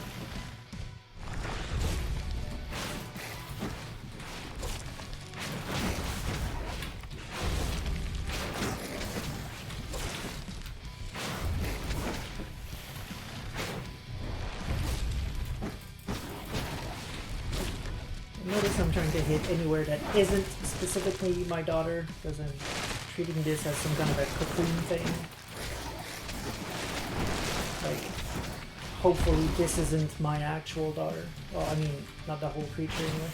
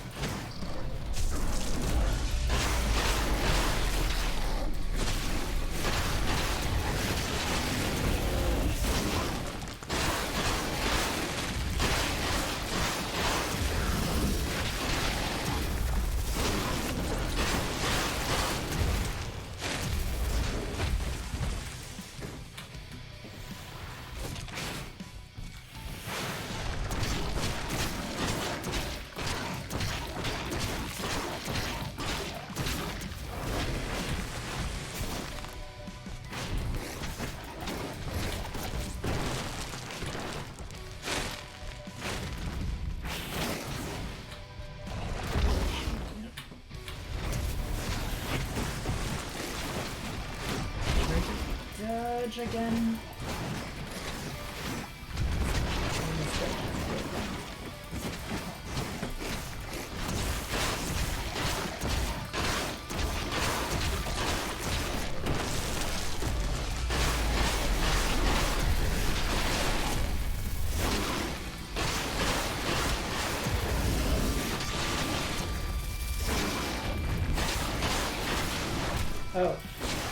No, but I mean, I was pretty sure it was going to happen, to be honest. It wasn't spoiled, it was just kind of semi-obvious. The way they kept saying she was too far gone or special and some such. Right. I'm here. It hurts. Dad, I don't want to die. I don't.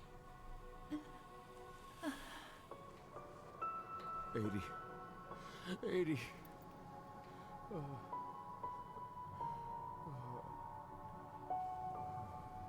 Flamethrower, take cover! Cahal. Cahal, can you hear me? Okay. Telepathy now. It's a thing, it exists in Werewolf, but it's not something that just happens out of nowhere, but... I'm here. The explosives are almost ready. But Endron sent in reinforcements. We can't handle this alone. We need you, Cahal. Adana. She's... gone. No. Watkins. Tell me where that son of a bitch is. Cahal, we might not make it. We need you here. Where's Watkins? He's on the roof of your building. But please, Cahal, I beg you, come back to us. Well, it looks like this is a choice, so I'm gonna leave that to the sept to the side. Do I go to save whatever's left of my pack and all of these humans, or do I go for vengeance? Let's see who's in chat. Oh, there's still a couple of people, assuming I can trust the list there. So, pretty sure Terraria's not going to vote for me to go and save Ava, but who knows? Maybe there's going to be enough people active on this sept to go in a direction. Who knows? It's open. Gonna go with the same rule. As soon as I got 2 votes for one option, that's the vote I'm gonna take. Because I think there's enough people in chat right now. Oh, did not expect that. Stenel's voting for vengeance. Nobody's voting for saving the pack. And Noxiferum is voting for vengeance. So we're going for vengeance and abandoning our pack. So be it. The sept as spoken. Last save point in the game. Oh, okay, so we can do both. Perfect. Thanks for letting me know. I appreciate that quite a bit. So we're going for vengeance. I guess I shouldn't have been that surprised that Staniel was going to vote for vengeance. I don't know why I was surprised, because, I mean, I know her. I should have known.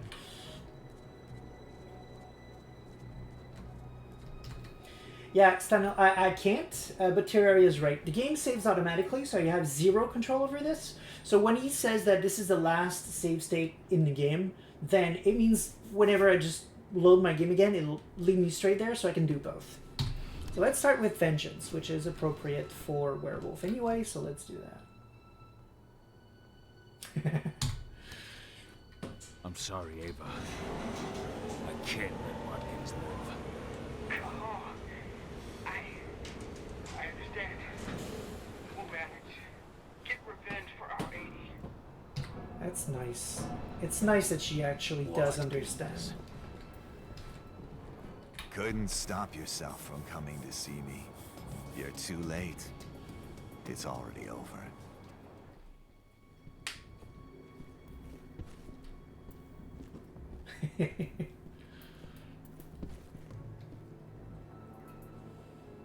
You're gonna pay for what you did to my daughter. Your daughter?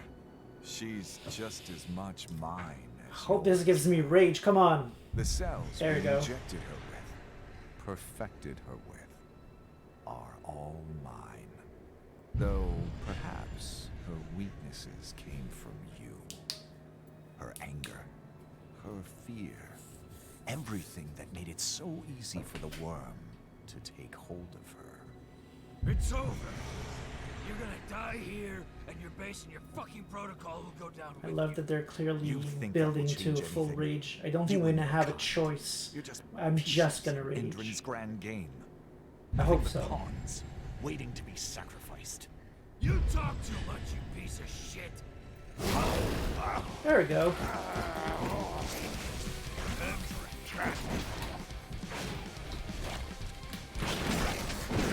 Huh. If I understand his design, he's a mix of all the fummery we've seen in the game so far. Or at least 2 of them. Which is pretty cool.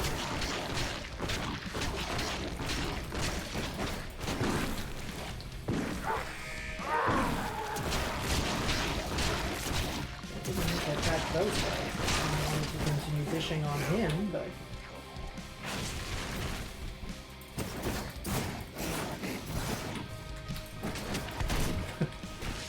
Okay, a lot of intensity in the chat right now. Huh.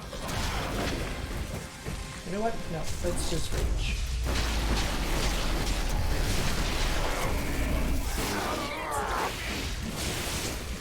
You're right. He does not have it. Oh, but he shifts. Now he does.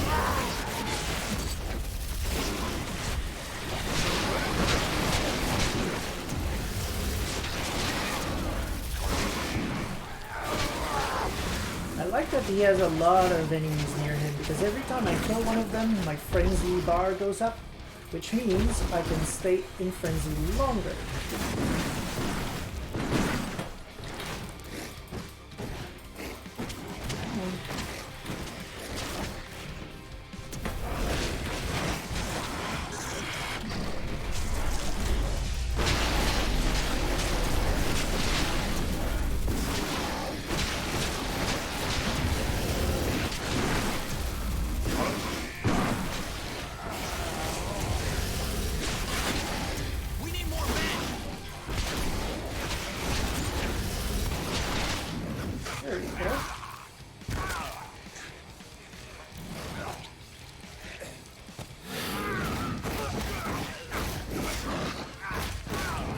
Quite right. I have no problems with your old catchphrase. I was a bit surprised by the intensive French.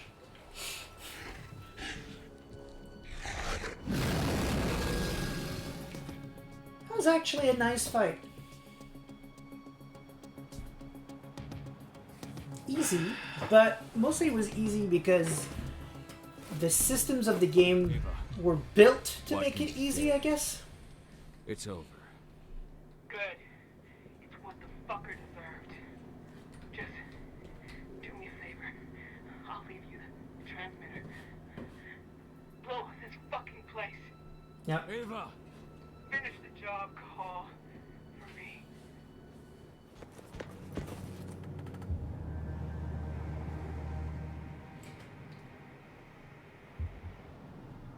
Ava. Actually don't remember the catchphrase. I'm sorry, man. In a press release, Endron announced the death of its CEO, Richard Watkins, who was killed during a clash between the company's security service and members of the eco-terrorist group Lambda Mankind. In light of the tragedy, the company's transition committee announced that the release of their biofuel will be pushed back to a later date.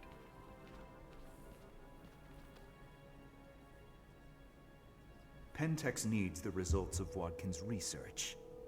Find them for me.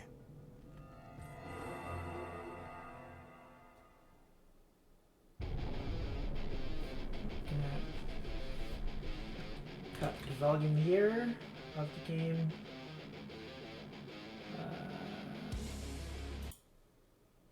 Just in case it's copyrighted.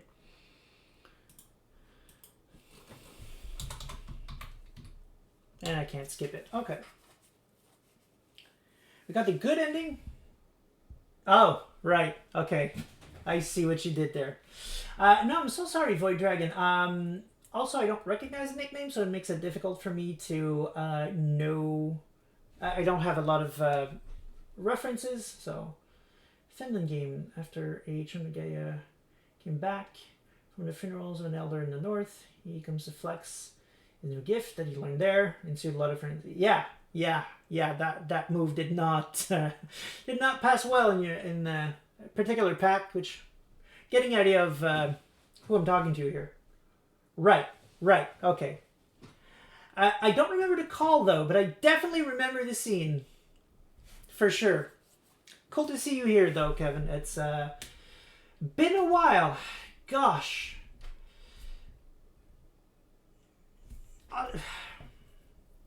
It's good to see you.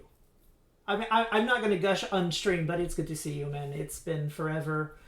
We have to do something as soon as the freaking coronavirus is gone. I miss you guys. I mean, I miss all of my friends that come on stream, of course, obviously.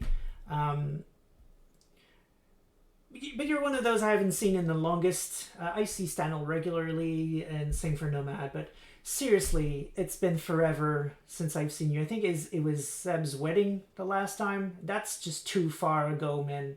We've got to do something. Oh, Athena is... oh. Makes sense that you would know her, of course, but I didn't know you were... Yeah, she lives here now. We adore her. For those who can't follow the conversation, of course, Athena is my dog, and she used to live at Resh Hazen's place. For those who come here regularly, Resh Hazen lives a couple of hour drive from here, and they had to, unfortunately, get rid of their dogs, so we adopted Athena. And we love her. We really do. She's a perfect fit for our little potato family. She's definitely a potato dog. She's just snug on the couch. But yeah, no, we love her. Seriously, she's perfect. She's great with the cats. It shows that she grew up around cats. So she sometimes runs after them a little bit, but mostly she gives them the space that they need. Because even after a year and a half, the cats are still like, what is this big creature? So she plays nice. She doesn't play rough with them. She understands that they're small, old, and fragile. So she's... it's nice to know that we can fully 1000% trust her around the cats. And she doesn't have a bad bone in her entire body. She's just amazing. She doesn't even bark. Like, as a dog, she doesn't even bark. When she does, we know that there's an actual reason for it. Something is happening. There's literally, for sure, someone on our lawn or terrain. So we know when she barks that we have to check what's happening. Usually, of course, it's just mail went in. But hey, we know mail is there now, so we can pick up our Amazon packages or whatever. So she's awesome. Yeah, we really love her.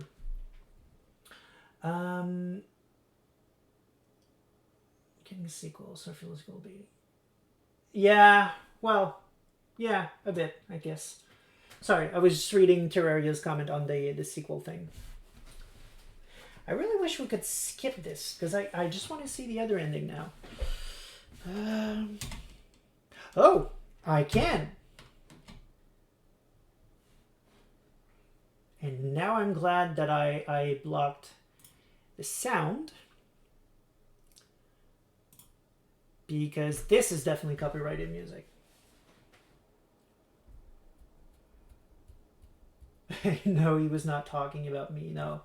But there's definitely enough love between me and him that it would have been believable, but no. That's... neither of us rolled this way. Unless things change on his end. No judgment either way. Yeah, I do have to come out, however, and say that we did play Last of Us 2 without you, just because, I mean, it'd been out for about a year now, and just didn't look like there was going to be any way. Oh, shit, I can't. We're locked in this choice. Yeah, it didn't seem like there was going to be any reasonable way for us to play it with you, but we refrained from playing it forever. We were hoping to play that with you, but it just... at one point we were like, okay, we really want to play it now. It's been a while, and at some point the internet's going to spoil us, right? So, it wasn't even that long ago. It was like maximum a month ago we decided to go with it and play it. It's amazing. By the way, if you have not played it yet, it's really, really good. Maybe it's a bug. That's sad. All right. At the very least, we can definitely agree with Borg that the last fight is definitely very spicy. I liked it, mostly, as I said, because it feels like all the mechanics are coming together. Like, it's an easy fight because it's built to give you the advantage based on how the mechanics are made. Of course, you might not have the same kind of skills that I got, obviously, but, I mean, if we look at it right now... Sorry.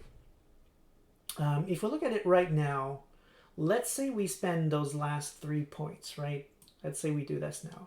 You're going to be out 5 skills. There's a strong chance that, unless you really didn't want it, you're probably going to have the frenzy levels here that make you stay in frenzy longer when you kill people, and that fight was clearly built around that. So most likely, most people are going to come in here and just be super boosted because there are all kinds of easy to kill enemies all around that will... If you don't even have that, then at least you're going to have probably the other ones that gives you more rage so that you can use your other skills. So however it turns out, most likely you're going to kill a whole bunch of people and get boosted for it. So yeah, that was a great way to end the game. A less good way to end the game is preventing you from seeing the 2 endings. In a very, very short game, I think that's a good design because it encourages you to play the game again. So in something like, for example, Heart of the Forest, you want to encourage people to play the game again. It's a short game. It's a 3 to 5 hours game. This is a much longer game. It's still not super long, but it's long enough that I'm not going to play it again just to see the other ending. Off screen, I'm probably just going to go watch the ending on the internet. Okay, so, right, okay, so the desktop audio is still off. So now we are still pretty early. It's not even 9. So it's too early to end the stream. So what we said we would do last week is we're going to try a game called Superliminal, which I know nothing about, but I've been told it's very short and it's awesome. So that's what we're going to be doing for tonight. We're going to just spend the last hour of the stream on that. And most likely what I'm going to do next week is I'm going to start Subnautica. I know it's not related to World of Darkness, as I said, but we're running out of World of Darkness games. Because I wanted to wait to do Bloodlines until we're closer to the release of Bloodlines 2. And as it stands right now, that's not going to be any time this year. So it felt like it would be something that we would do much later. So what's going to happen most likely is that in the next couple of months, unless a new secret World of Darkness game comes out, what we're going to do is we're going to be playing games that I want to showcase. Games that I think are super well designed or that stand out in some way in terms of game design, so we can talk about game design theory, which is another one of my passions, and so we can talk about why these games click, why this particular choice is particularly strong. I'm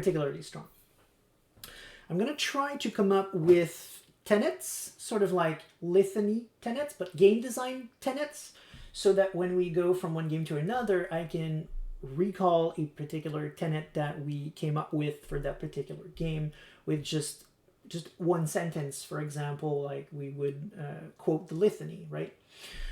So that we can easily go back to, remember when we said about this is how you want your traversal to be. This tenet referred to all of the possibilities,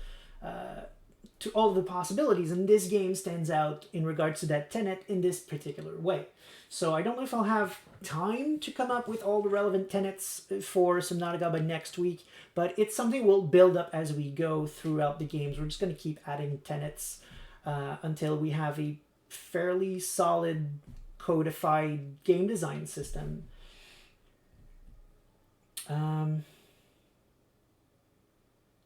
There's some points that the game gets kind of obtuse. I've beaten the game, so I will keep my mouth shut on hints, but know that I'm here if you get stuck. Yes, perfect. In that case, I'm going to count on you, actually, because if I'm just fooling around and not figuring out what I'm supposed to do, it's not going to be fun for anyone to watch. So yes, while I appreciate you waiting until I ask for the hints, if you don't mind helping me out, if I'm stuck and I don't have any other ideas, then I will indeed ask you for hints. And if you don't mind helping out, then it's just going to help us get the stream going forward, and it's going to be more interesting for everyone from there. Just going to need a second to set up OBS to the new game. Shouldn't be too long. Superliminal. Booting up. I'll put my headphones in.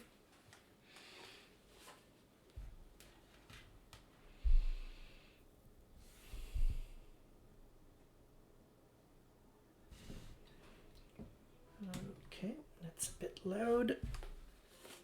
Oh, wait.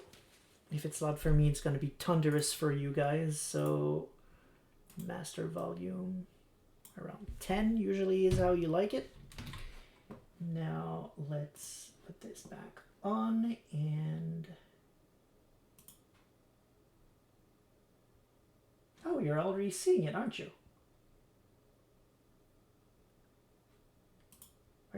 Is the sept seeing the new game? I didn't think you would. Oh. Okay. Because my window is not set to capture any full screen game. It was specifically set to capture only Earthblood. So I'm surprised that it switched. Alright. Cool. How's the sound going? Is it too soft or not soft enough?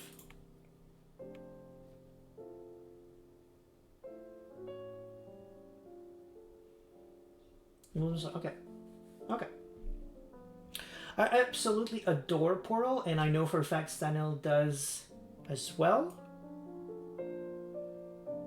How about this? That's exactly twice. Exactly 2 times louder. You like it?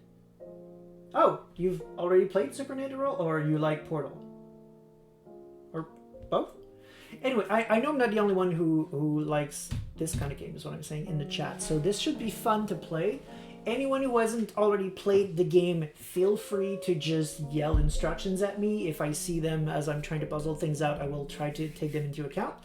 Because if we play that kind of game in the future, I want it to be an interactive experience so that everyone can help out. If you've already finished the game and you know the solutions, please just wait until we're stuck. Subtitles on. There we go. Unless there's actual captions. No. Please wait until we're stuck to give hints, just so that everyone has time to... Okay, you liked the sound before. So let's do something somewhere in the middle, like 15. We can still change it later on if it sounds too strong. So let's try this. I want to make sure we have time to play the game.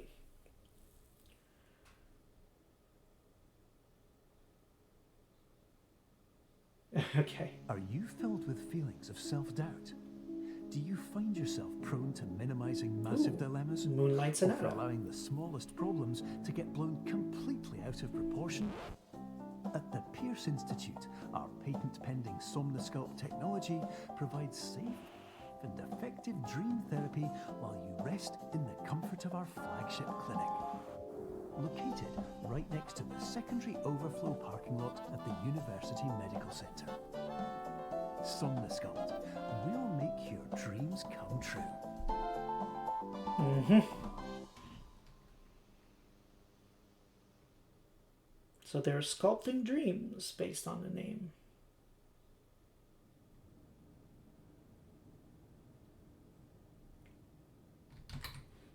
Oh. Huh. Okay, already playing with perspective. Hello. You weren't there before. So we're in some kind of dreamscape from what I can already see. Oh, you click, you sign, but I wanted to read it. I can't read it. Alright, we're signed. This is happening.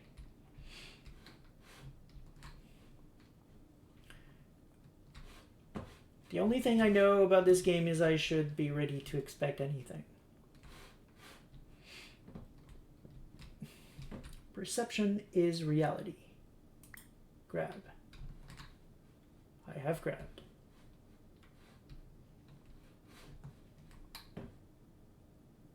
Okay. So obviously we have to find a way to... Oh.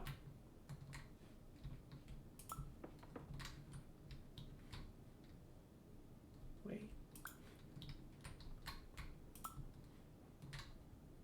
How did that got smaller? I know it's got something to do with perspective. I got that much, but I don't know how I can control it to make it bigger or smaller. Maybe it's going to make more sense as we go. So let's keep Terms trying. of service accepted. Congratulations on falling asleep. Welcome to Somnasculpt. Your progress may be monitored by qualified specialists. This orientation will adapt you to eyelids, our interactive, lucid induction dream Eyelids, state in which you nice. retain full consciousness and control. It's loud? Okay.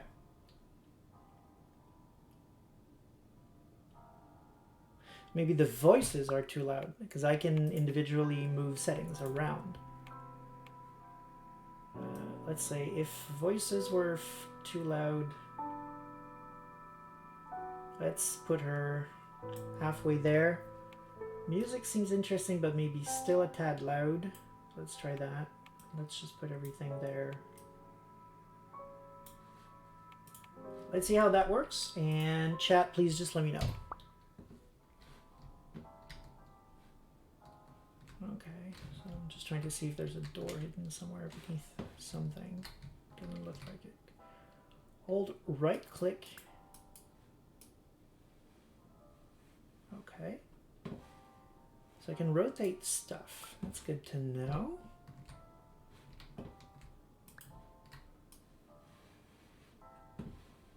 Okay, we got C, we got 2, we got B.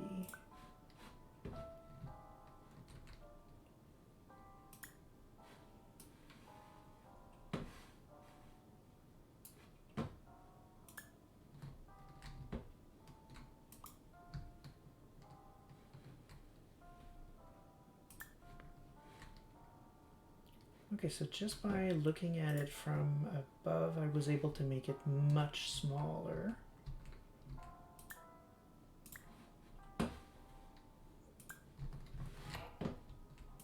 Not sure how I can make it even smaller. Or why I'd want to do that.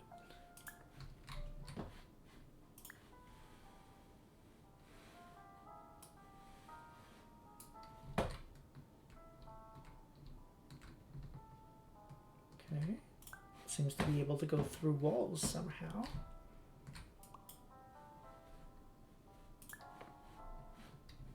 Any reason? Oh yeah, I think there is a door there. Okay, so that's what I was looking for. Ah, dang it. Okay, how to make them big again? That's the part I can't figure out.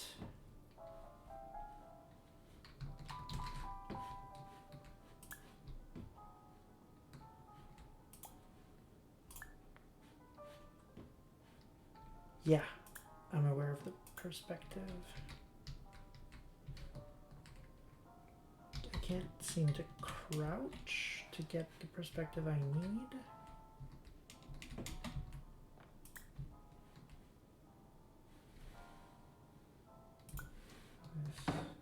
Okay, this is working.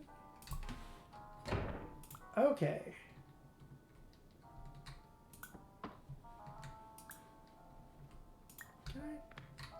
Okay, interesting. Can make them increasingly big like that. I'm sure there's an easier way of doing it, but I don't know what it is.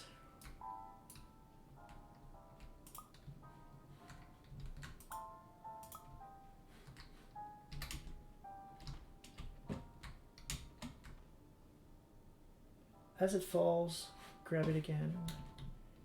Let's test that.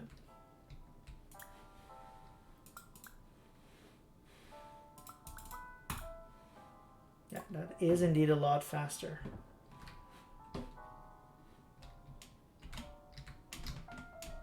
I still think there's a better way of doing it, but thanks for the tip. No objects beyond this point at all times.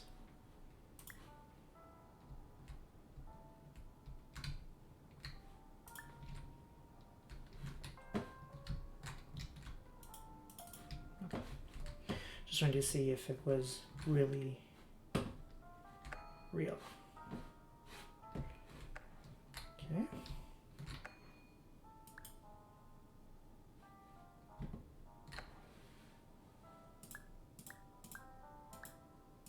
Oh, because it's...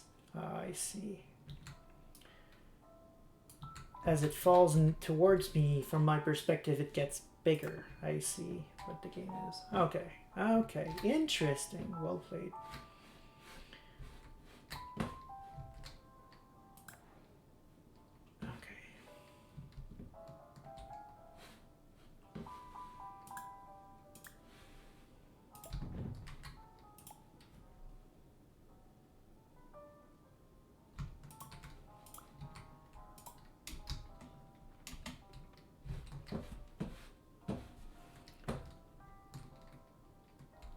Confirmed.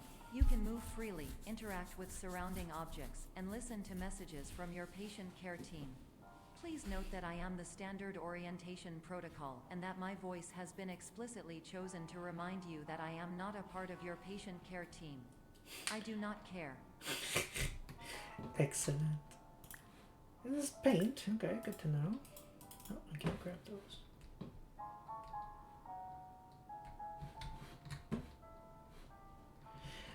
I'm reacting to the paint because it's also a thing in Portal, so I'm just thinking maybe.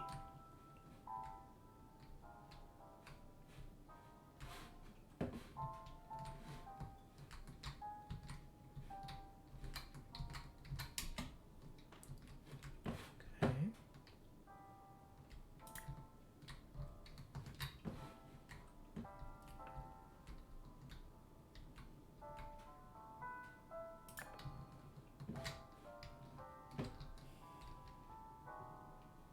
Interesting.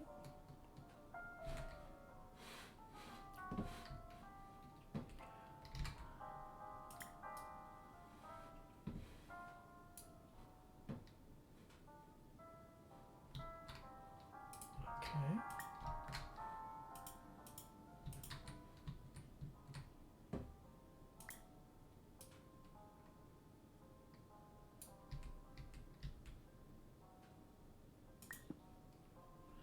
You can also walk back and forth carrying stuff. It will resize compared to how big it looks to your character.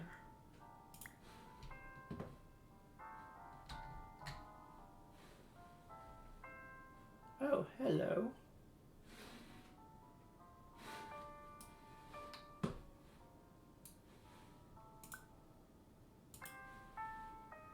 I'm gonna need this to be very big cheese.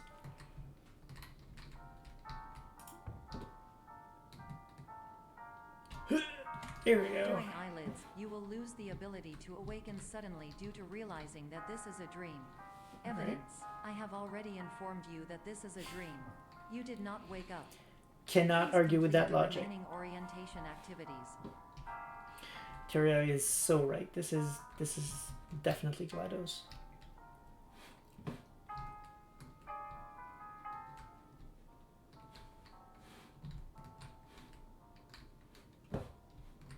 Okay. The walking bit makes less sense to me, though, because, I mean, it's equidistant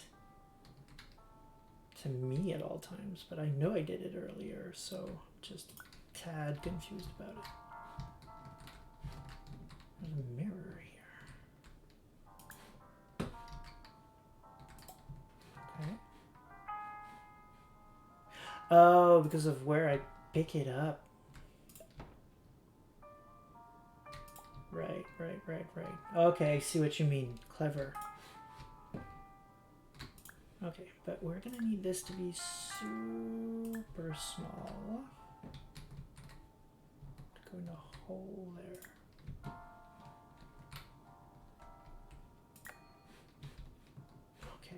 but I'm still curious about this, so let's go there. Warning, you have deviated from the orientation pathway. At the Pierce Institute, Right. patient safety is a keynote in our corporate priority tetrahedron. A variable degree of force can and will be authorized to ensure patient safety. Please return to the orientation pathway.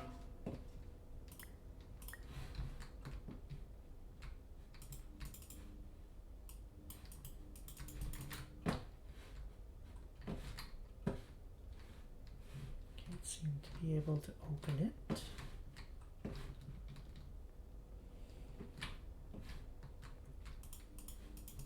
Alright.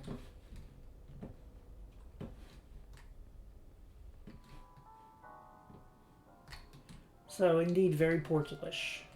There are ways to get out of the course, but he don't want you to take them. Huh.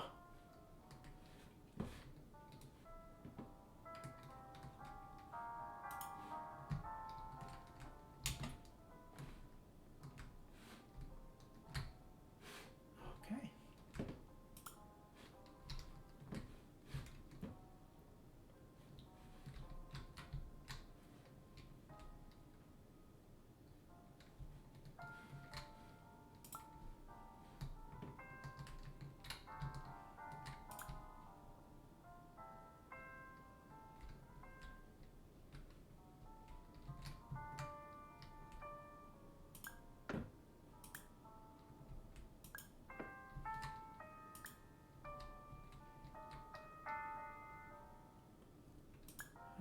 Can I make it? Let's see if I can just make it appear even smaller, maybe. There we go.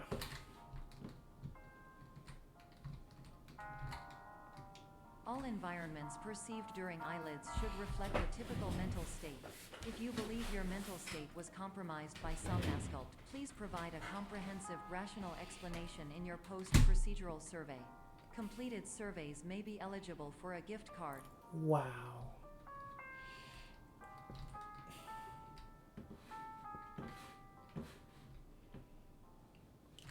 Well, that sounds like a lie.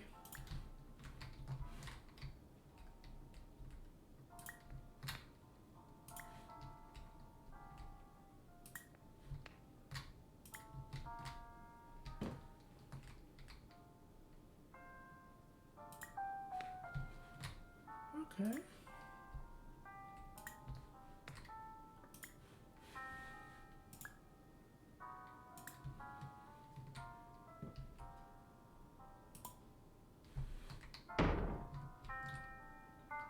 Interesting. I do like this game quite a bit.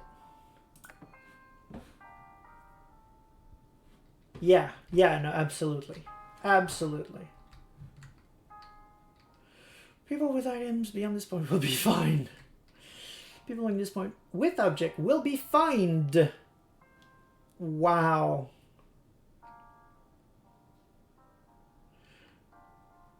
Suspension of dream license up to 1 year. Fines from 1 lost night of sleep to 4. Be smart. Thank you for not objecting.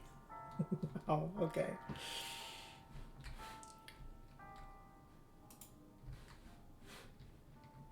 And suddenly we have a very control vibe for those who have seen the game. Oh, hello. Okay. This one's going to be the blue one. That's kind of cool.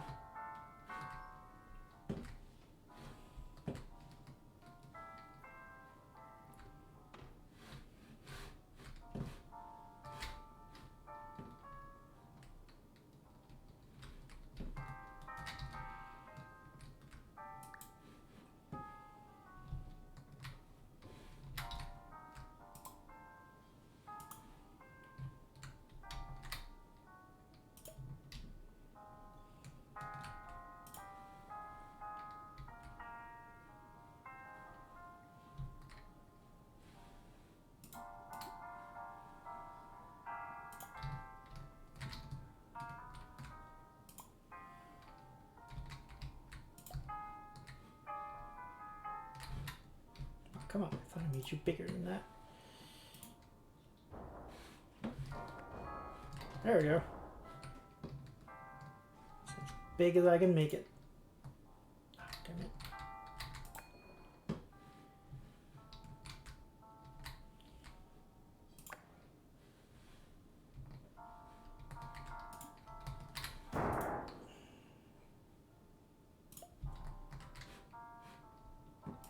Okay, I really gotta just wing it from there then.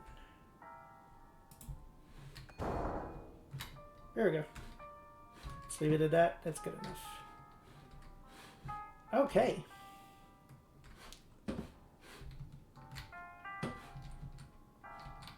Please stand by for polite recognition on your completion of the Somnasculpt orientation. You did it. To maximize the time allotted for your therapeutic journey, please do not delay in proceeding through the final doorway as indicated. This isn't really already the end, is it?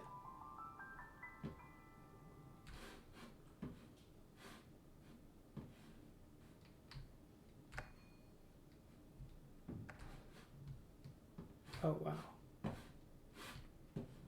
If so, that was a very short game.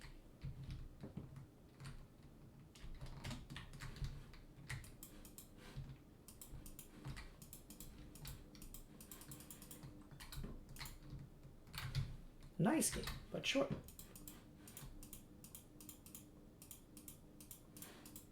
Trying to see if there's any part of the room I can...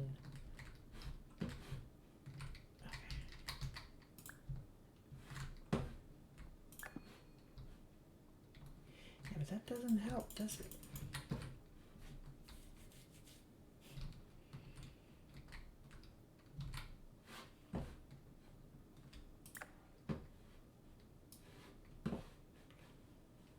See if I can't use you to wedge. Not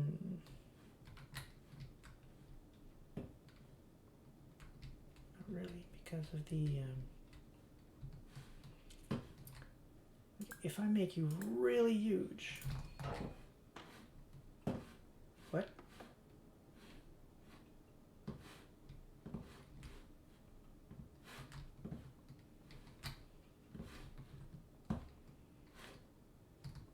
I'm not sure what happened here, but it worked.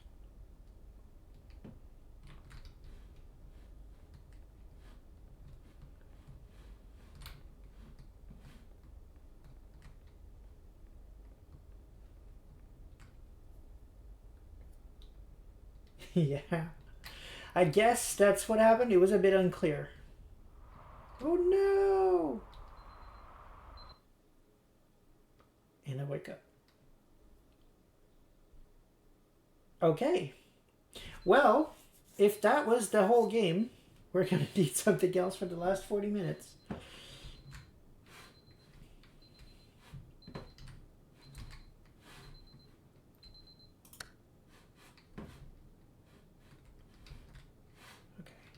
Probably not the whole game, though. I just don't know how to gauge the length of the game because Terraria said it was very short. I was hoping it would be at least an hour, but...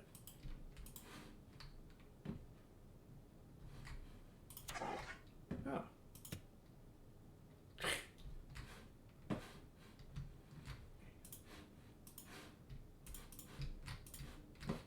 Okay.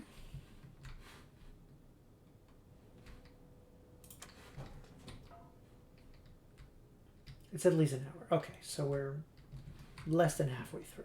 Okay.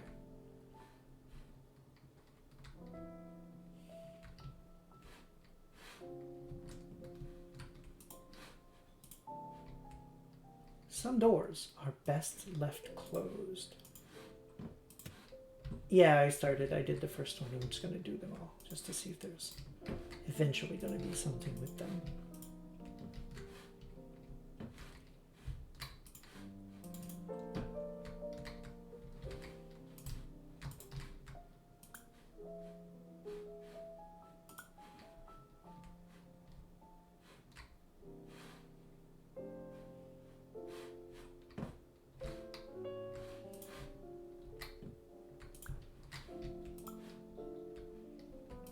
temporarily moved. All right.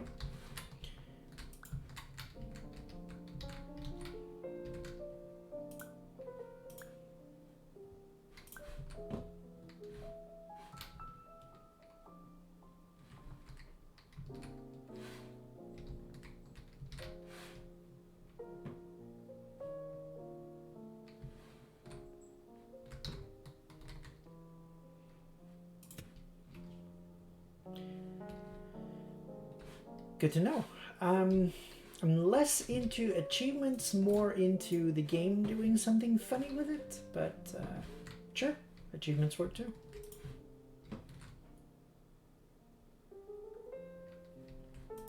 Yeah.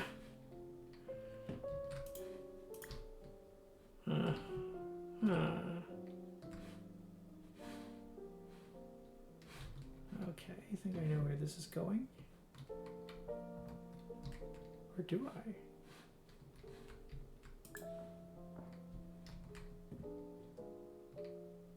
Did I come from here? Yes, I came from here. Okay.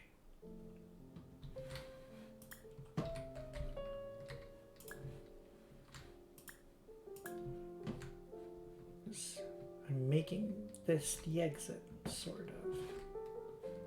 But this is the way I came, so it's not gonna work. Oh, hello, you. There was also... Oh, hello. Huh. Okay, well played.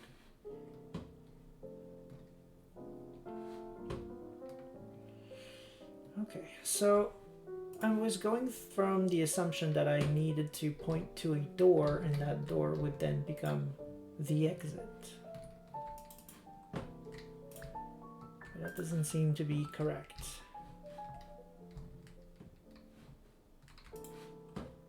Or I'm not doing it right.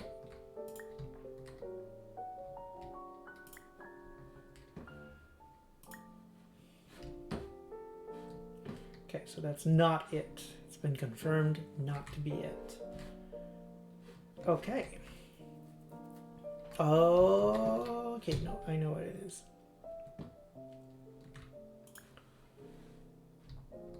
Let's try here.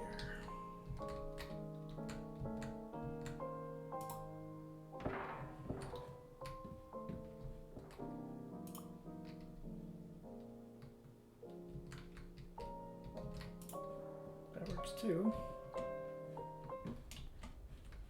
Yeah.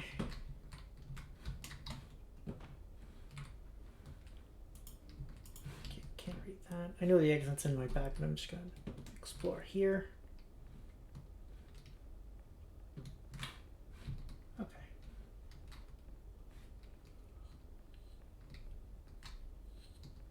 Yay. Thanks for the just letting me know I was on the wrong path. That's a great use of cloud inserts. All right. That was a good use of how can I say that? It's because as I said, I had an idea, but it was the wrong one, and I'd already spent a lot of time on it. So by letting me know, I can just try something else. That's a great initiative, I guess.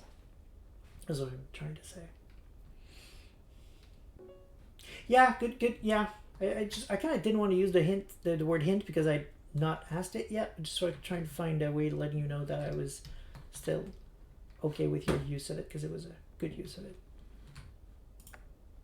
Hello, my name is Dr. Glenn Pierce, and I'd like to talk to you about being Oh, I'm special. So special, in fact, that we have no idea where you are. But not to worry, we're working on it. Yay.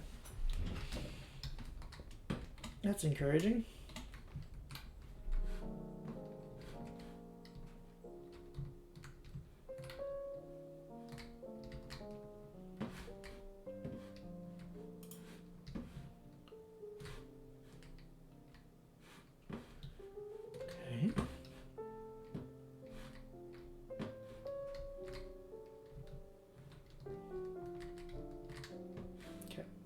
Solution, but I'm just trying to see if there's something else. Nope. Okay.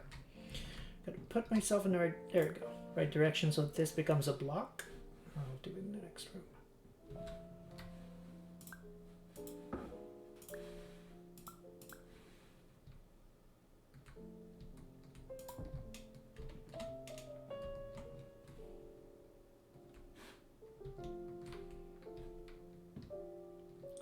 to do it again. Probably from super far. There we go. It'll be table, I guess.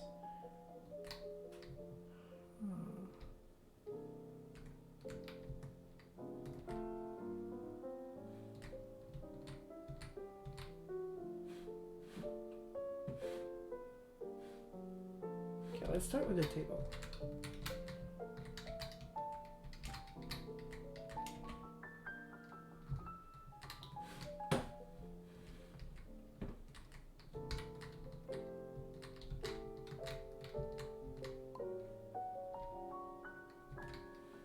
Ah, there we go.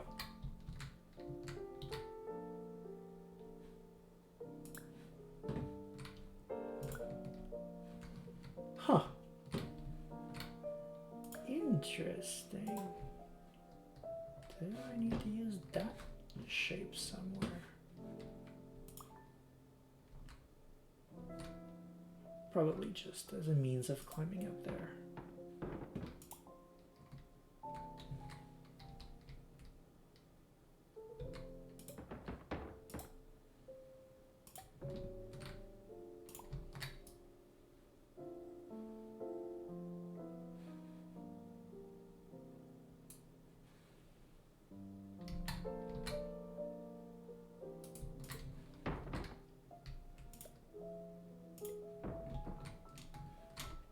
Do it.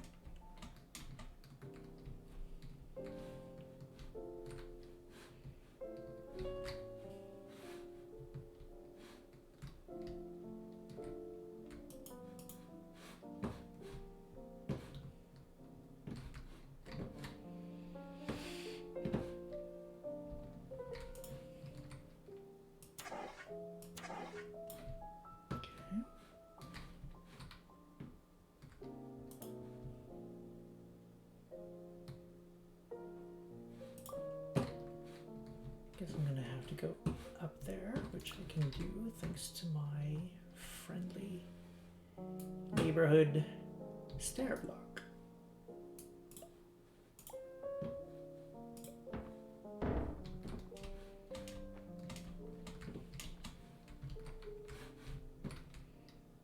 Perception is reality. We know.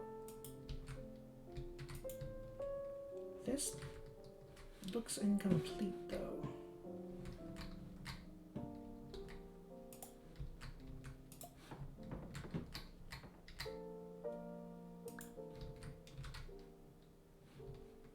There we go.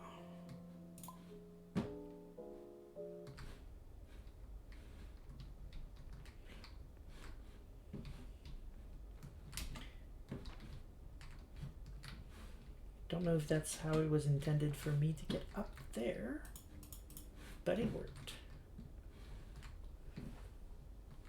This is the kind of game, Void Dragon was saying that he watched the game being speedrun, and this is the kind of game that speedruns must be mind-blowing. Probably gonna watch one eventually too. Hello, my name is Dr. Glenn. Hello, Dr. And I'm Pierce. just popping in to give you a quick update on where you are. We still don't know, but please keep moving forward, and hopefully you prefer frequent updates to being reminded that you are completely lost. Thank you.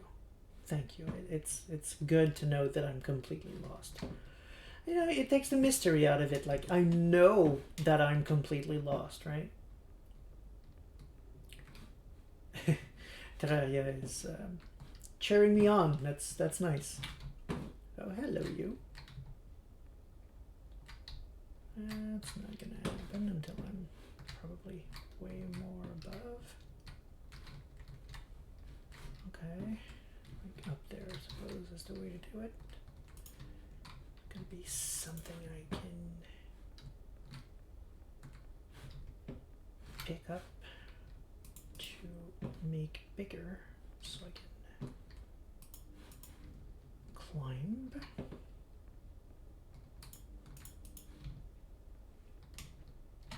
I thought that was a door. It's not. Yes, Dr. Pierce is indeed very awesome. I mean, GLaDOS was obviously GLaDOS, let's just agree, but at least Dr. Pierce feels like a different character. Like a fully realized character with a reason to be there. Not that GLaDOS doesn't, but... Oh, right, I can't carry objects through that. Okay, so this is where it all happens. Oh, hello, you.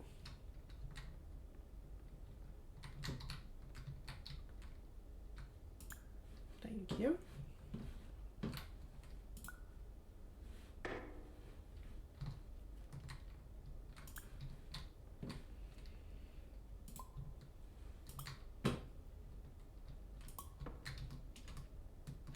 This is a little too big.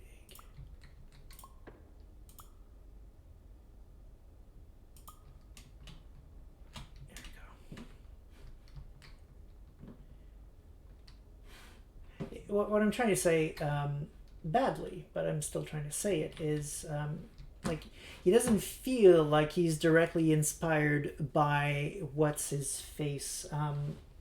Chat will probably be able to help me with, but there was a name of a similar character in Portal 2. The guy who went on a rant on lemons, like if God gives you lemon, you create a department based on figuring out how to make bombs out of grenades, and then you throw the bombs at God, or something along along those lines. Oh. But now which one's the right way? I feel like this is probably the right way because it's more obvious.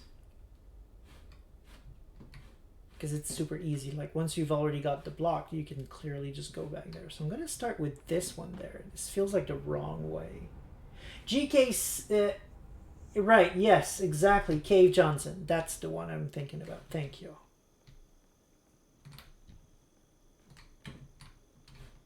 Both are great, but I don't feel like Dr. Pierce is trying to be a copy of Cave Johnson, like, is what I'm trying to say.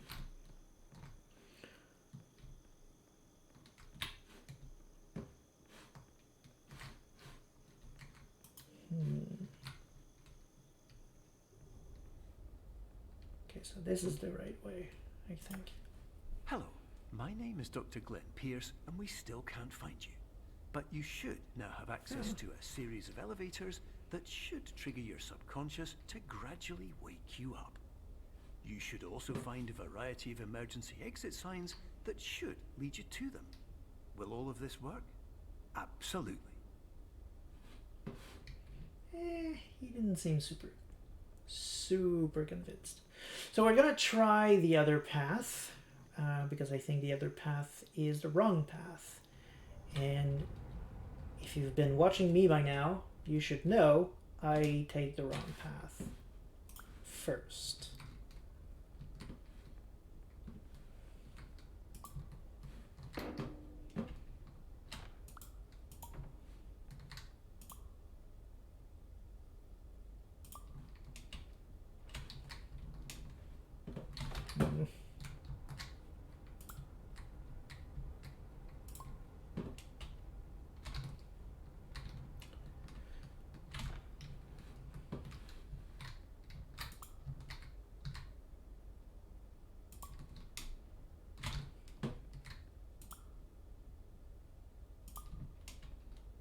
There we go.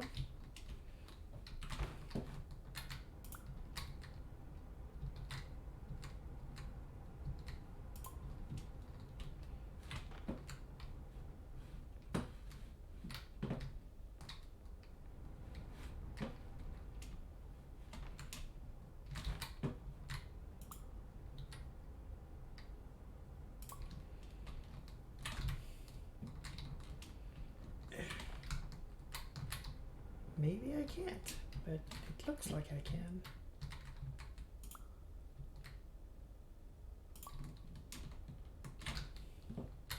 Sometimes he grabs and pulls himself up. Sometimes, like a digit, he doesn't.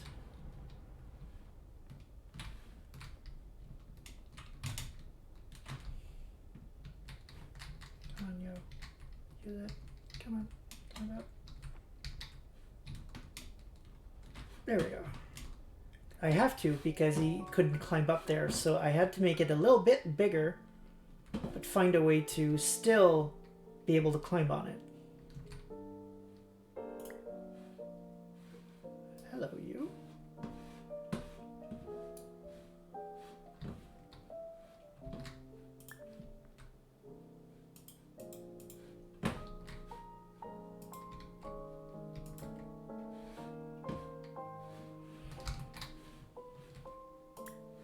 Don't know what you're for.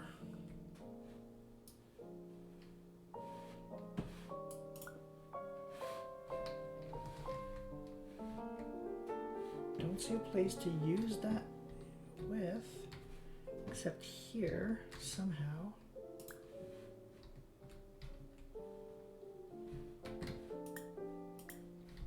Don't think this would work. Shall we keep it? Should we keep it?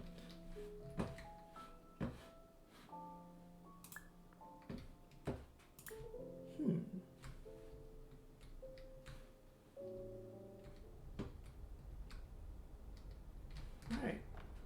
Oh no, because down there is a place that's going to destroy the block. Right. Stairhead wall simulator, yep.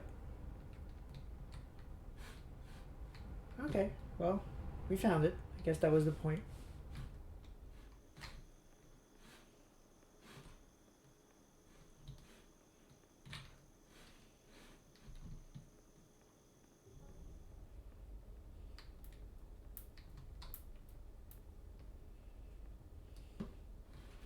I think I got some kind of an achievement for just getting into the place, so...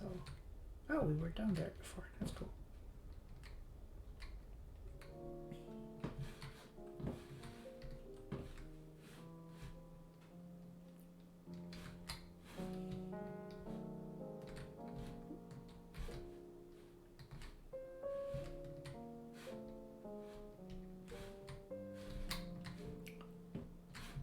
Okay.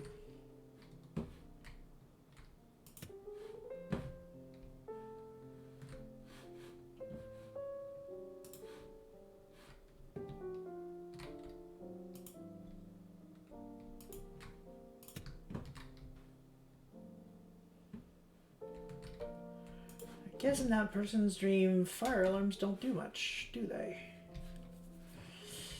Okay.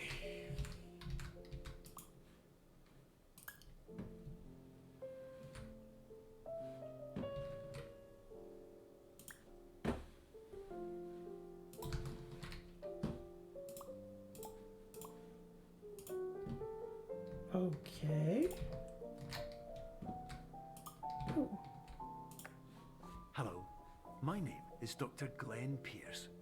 In the event that this elevator does not wake you up, please don't interact with anything that strikes you as psychologically significant, as we will no longer have any way of controlling it.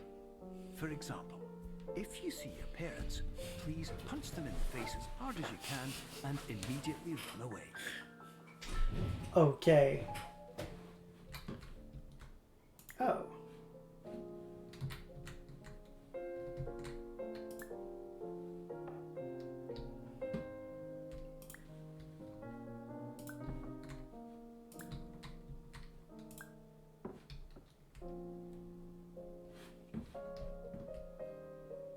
Sorry, bro. It was well hidden, to be perfectly honest with you. It was more of a strike of luck. I mean, for me, the fact that those were open was a hint that something was there. So I thought the only thing I can play with is the moon. The only reason I got there was because this flashed. But after that, I had no freaking clue what I was supposed to do. I thought I was supposed to use this as a way, sort of a wrecking ball type thing to destroy that. I had no idea there was a door on it. I just chanced on it as I was trying to go back here to go see if there was something else I could do or some such. So honestly, don't feel bad. That that was a strike of luck that I got it.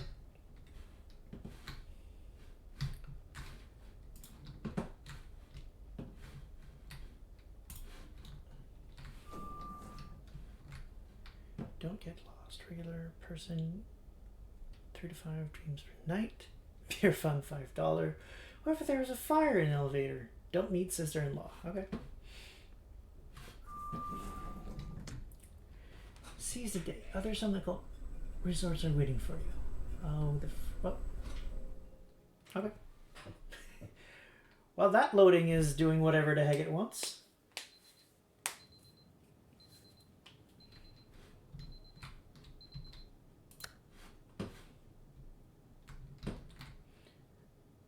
Oh no, no worries. I didn't feel like you were blaming me. I just wanted to make sure that you weren't feeling bad, because I mean, everyone being different and everyone noticing different things.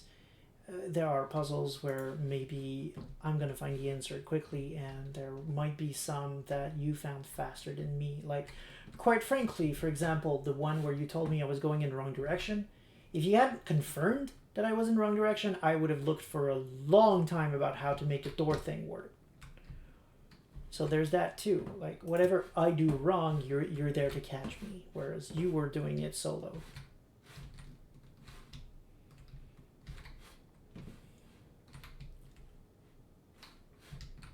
And it's also easier for me to learn the rules of the game, because once again, I have the sept as backup.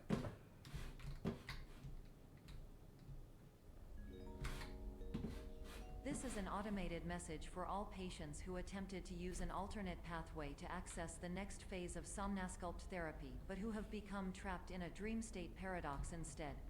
Your decisions imply a failure of orientation, which reflects negatively on the standard orientation protocol. You will rectify this failure immediately. Well, this looks like the dice we left behind.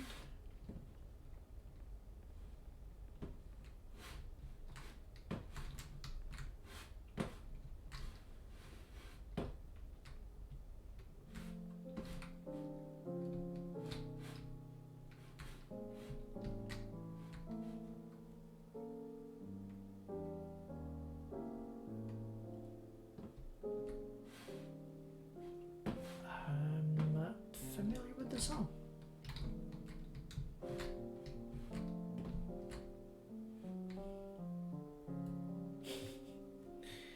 P.S. We'll get through this.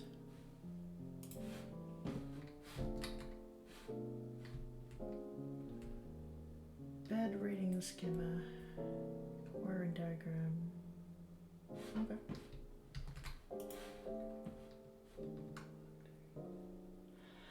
Oh, right. Okay. Jeez, wow. That was a long time ago. But okay, yeah. I get a reference now. I don't remember the song, but I definitely get what you mean.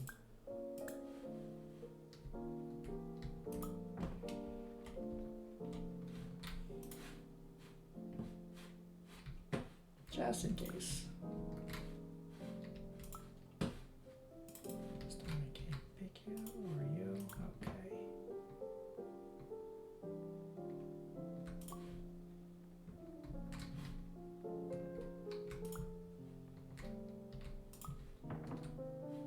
Nice.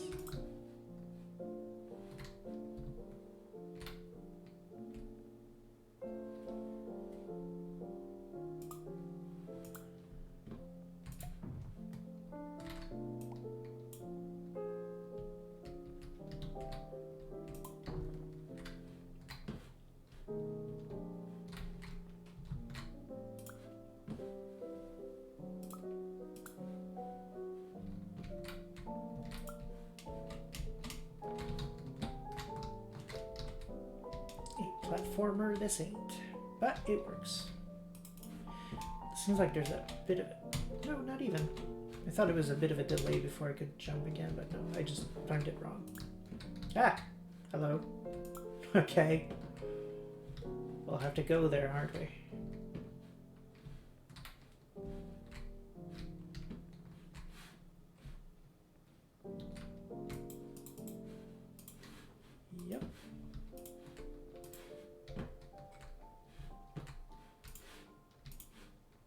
I should watch Groundhog Day again, though.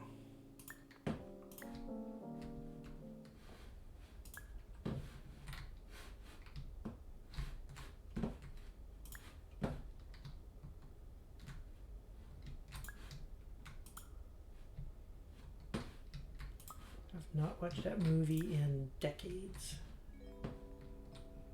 Professional tip: the average adult can only withstand 3 to 5 dreams per night. Once this threshold is eclipsed by entering more dreams, your mind will suffer an explosive mental overload, reorienting you for the emergency exit protocol. Please subject yourself to explosive mental overload. That sounds reasonable. Let's go with red soda. We haven't tried that one yet. Okay.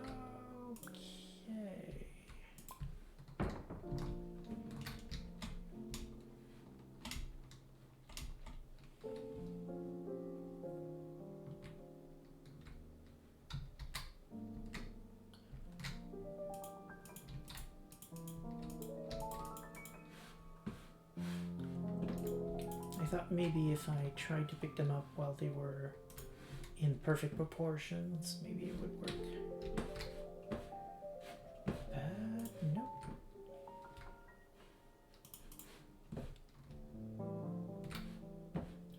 It's only Steve Murray movie. I actually think it's a good movie. Ghostbusters. Okay, my book. I like Ghostbusters, but I like, you know, Supernatural in what?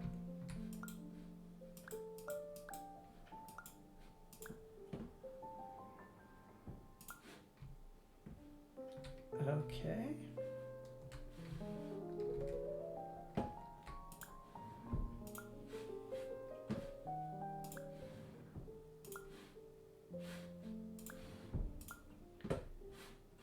Why would I need you?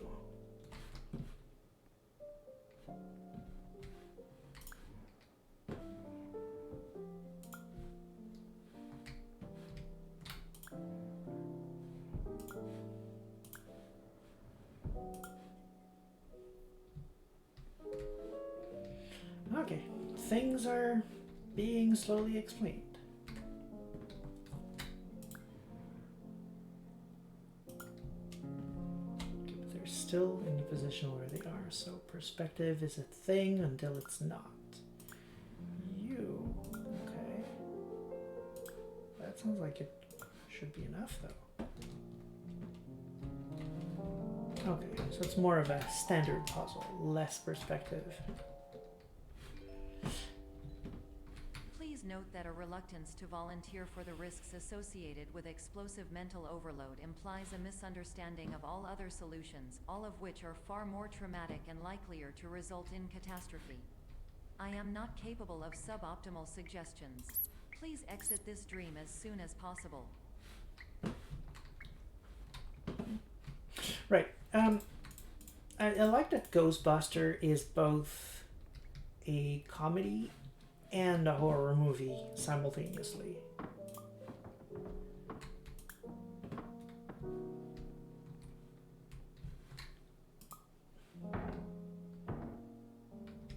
Good enough. There's not a lot of movies that does that.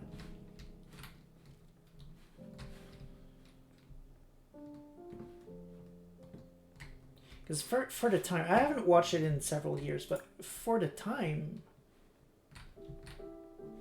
that was some top-notch, whoa, hello, top-notch special effects. Fairly scary.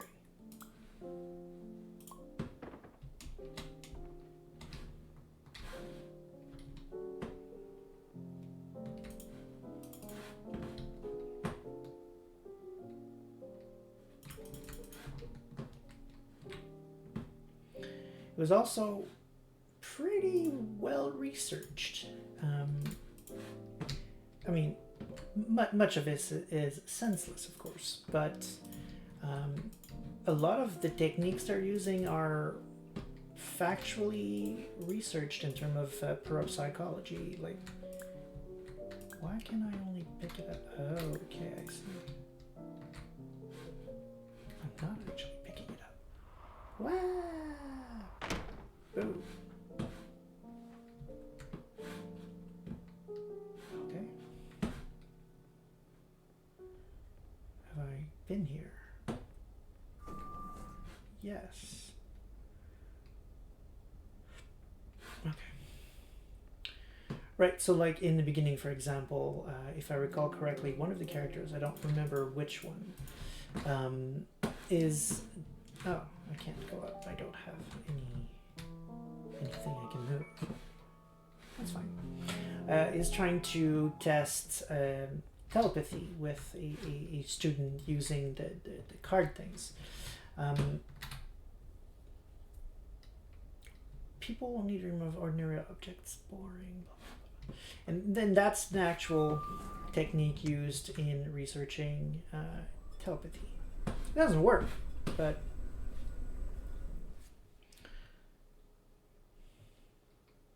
There we go. I was expecting some play, because last time the loading was also quite something else. So this is now, what, the third time? So we're entering our third dream. In theory, if I understand what they're trying to go for here.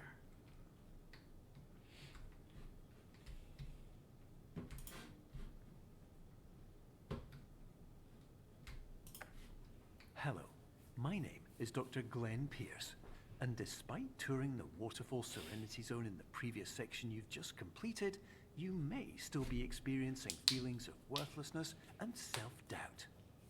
Why do I feel like everything is going wrong, even when the sun is shining?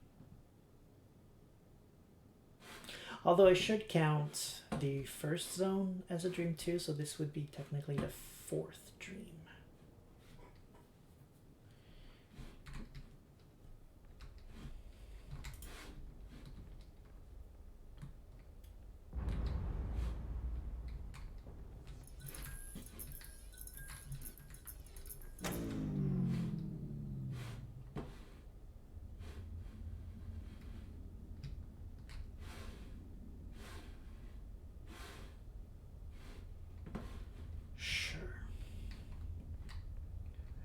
What could go wrong? Besides pretty much everything.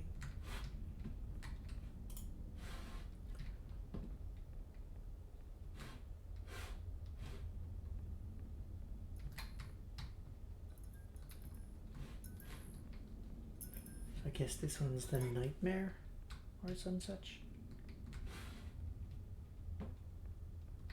I can't go back, can I? No.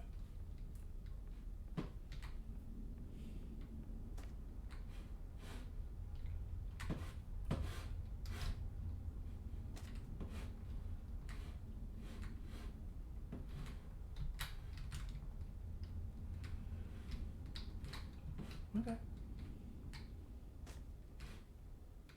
Yeah, definitely the nightmare. Okay.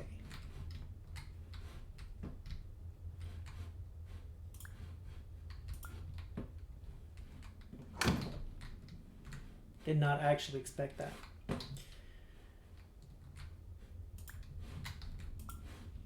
Should have known. It's the nightmare. Sure, they're gonna put some cheap scares in there.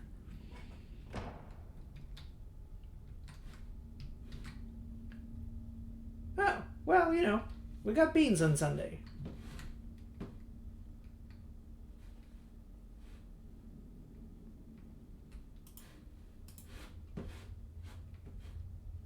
Okay.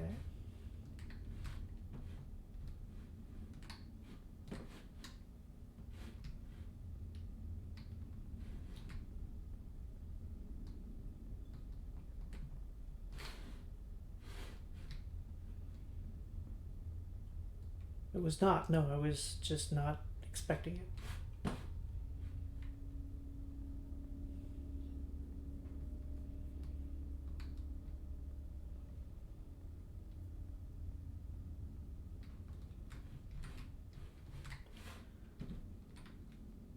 There's a distinction to be made between being afraid and just having a jerk reaction to sudden movement. That's actually something mini horror games mistake. cheap scares, well, they work on some people, but people who like horror games, right? Okay, I got to remember this is there. Okay, people who enjoy horror games usually frown on cheap scares because that isn't what you're looking for. You want to be actually scared, and that is just not the same thing.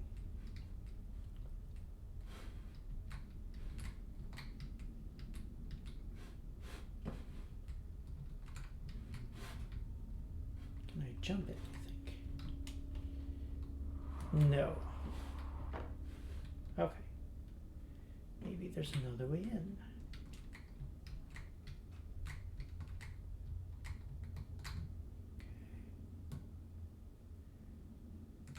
I don't scare easily, but if I don't expect it, I'll jump at a cheap scare just like anybody else. Doesn't mean I'm afraid. It just means I got surprised. And that's not the dread that I'm looking for, essentially.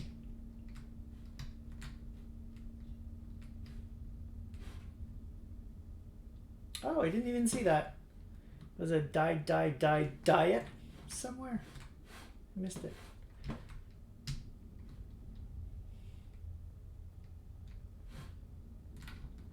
Oh, Dr. Pierce. Hello, my name is Dr. Glenn Pierce, and I'd like to talk more about the feelings of worthlessness and self-doubt I mentioned before. You feel this way because you want the kind of happy life you see all around you. Kind you know everyone else is enjoying. And that's exactly why we're here to help.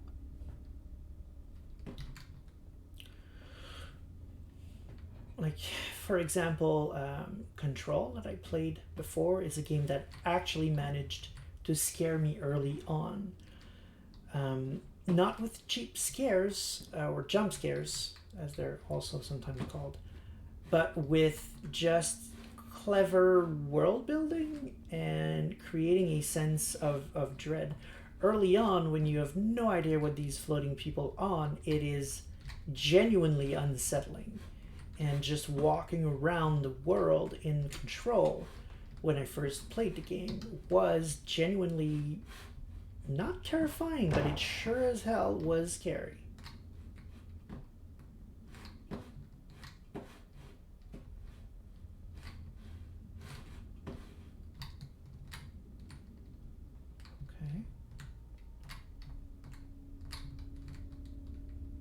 This is good play.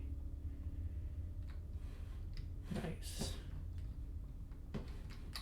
Very nice. Cool design. Warning. You were advised to subject yourself to explosive mental overload by descending into additional dreams, but have now descended into a dream within a dream instead, disorienting yourself even further. You are responsible for failing to make this crucial distinction. Thanks for your help, GLaDOS. I mean, was it even a cheap scare, though? This is a game about setting expectation and then breaking them. Fair. I just didn't expect there to be any sort of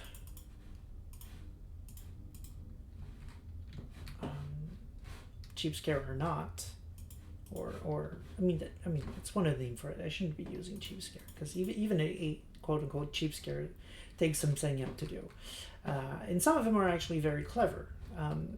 So let's just go with jump scares. It's a better word. I just wasn't expecting any kind of jump scares in a game that was a puzzle game. I'm enjoying it though, because I like the horror aesthetic. So I'm enjoying the fact that they did do it. I just wasn't expecting it. So when the door slammed, I just had a jerk reaction. But you're right though. You're absolutely right. That is absolutely on brand with this game. The fact that I didn't expect it. They set the expectation that this game was not a scary one. So when it actually tried to scare me, it kind of worked, if only because I never thought they would. Didn't work in the sense that I wasn't scared, but it worked in the sense that I didn't expect it. What the heck? Okay. How does that help me?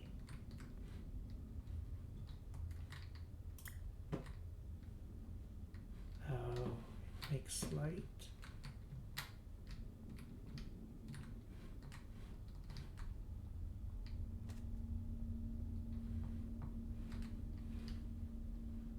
Okay, but I can't go in there with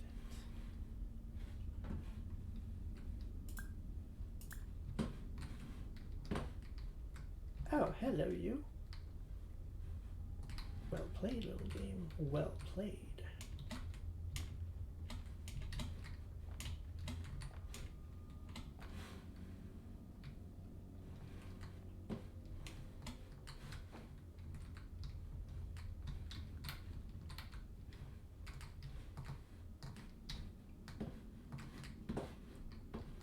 Right, but eventually Control stops being scary the more you play it, because you eventually start understanding the world and its rules. So it becomes a more or less standard shooter at that point. But until you reach that point, man, that was a game that did manage to affect me quite a bit.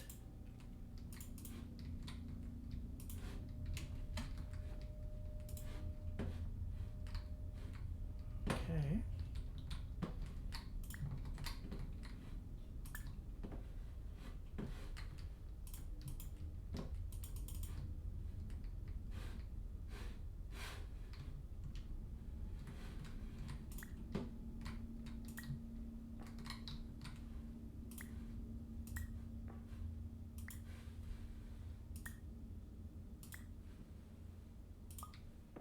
That'll work.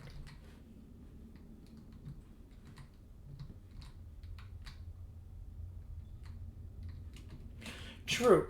I would not be expecting that, but then again, now that you said it, maybe I will now expect it. But still. Did you know that unintentional multi-dream layering occurs in less than 1% of patients? This correlates strongly with the 99% of patients who are able to follow simple instructions from the standard orientation protocol. Uh-huh. The knife disappeared. Yeah. Okay. I do kind of hope, though, that there isn't going to be a monster chasing me unless it's a clever puzzle. Really clever puzzle. Because I'm not a huge fan of trying to trying to puzzle out stuff while being chased by monsters. Some games I don't mind so much. Like, for example, in an RPG, one of the things that I really hate is trying to figure out a puzzle in a game where there are random encounters, for example. Like, you're trying to gather up the clues for something, you do a step or two, and then boom, there's a fight. So you're stuck for a couple of minutes where you can't even think about what you're trying to accomplish. It's happening.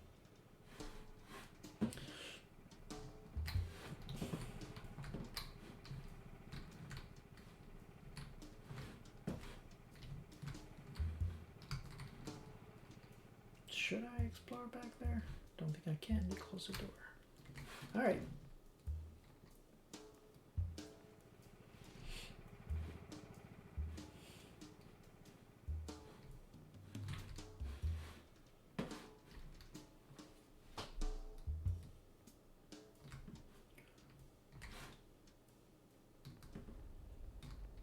So, yeah, it seems like we're done with the fourth dream. Enjoy avocados. Yeah, Agreed. Very much agreed. That was cleverly done. Like it was paint all along, you know. Yeah.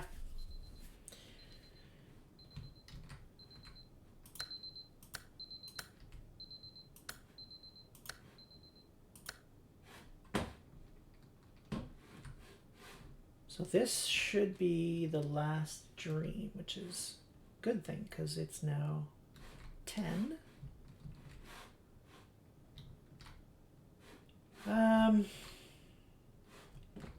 How long would you say is left to the game? If we're talking 15 minutes, I'm game. It's not the last one. Okay, so we're talking more around, let's say, half an hour. Okay, and it's saved, right? Sounds good. Yeah, I think that's going to be where 3/5 perfect. Okay, we're going to leave it at that then, because that's going to be at least another hour, an hour and a half or some such to finish the game. So it looks like next week we're going to be finishing this. It was very interesting. I like it. Not much to say in terms of video game theory because it's clearly doing its own thing, and it's doing it very well. Very good game design, very good unique mechanics. It's threading new ground, so it's hard to codify, so I'm probably not going to even attempt to do tenets with this one. So that's something that's going to start with Subnautica. So next week, boy, that's not going to take a while to finish, and we're going to have to figure something out. We'll see what we play after this then. If anyone has any suggestions of something they want me to play when we're done, something that's going to be short, that we can play when we're done with this, that's something we can do next week. Great, cool. It was nice seeing you, Void Dragon. I'm glad you had fun. Please go ahead, come back next week. You'll be 1000% welcome. As you can see, that's how it is most weeks. I'm just playing some games, chill, talking with the chat. Interesting. I did play Crosscode, actually, Noxifram, but that is not a quick game. That is actually a very long game. I played it on the Switch. It's good, though. It's very good. It's hard. God, is it hard. But it's good. It's really good. It was really, really one of my best game of last year, easily. Top 5, easy. But it's hard. It's really, really hard. I would not even try, honestly, to do it without a controller in my hands. I'm not sure I would play it on PC. But yes, I recommend it. It's awesome. It's, you know what? I'm not going to really talk much about it because it has a good story. It has a genuinely good story with a lot of secrets to discover, so I don't want to spoil any of it. But it's good. I really loved it. The puzzles are difficult too, I have to admit. In the second half of the game, it happened that I needed to look online to have any inkling of clue what I was supposed to do. So it's really hard. The combat is hard, the puzzles are hard. But there's a scale to it. Like when you start, you're going to be fine. You're not going to be overwhelmed by either the puzzles or the fight. So the game is fair in that sense. You have time to learn how to be good at it. But eventually there's a bit of a spike when duels start, and around the time of the third-ish duel, right away you're like, oh shit, this is suddenly way harder. And from that point on, expect that you're gonna need, for the boss fights onwards, you're gonna need to be on your A game. Regular fights are fine, but most of the boss fights are, from that point on, are super hard. But yes, I had a lot of fun playing that. It's probably not something I'll play on the stream because that's going to be way too long to finish. If we run out of ideas, maybe, but I think there's a lot more we can play until we get to that. Let me catch up, with chat, because as I was discussing, I forgot to read up. Well, I didn't forget, but I was trying to finish my thoughts. Yes, always on Mondays at 7 p.m. EST. I I think you were there when I was explaining it, but for now I'm going to be playing games that are interesting from a game design perspective, so there's not going to be World of Darkness games for a bit. But yes, we're going to be streaming every Mondays at 7.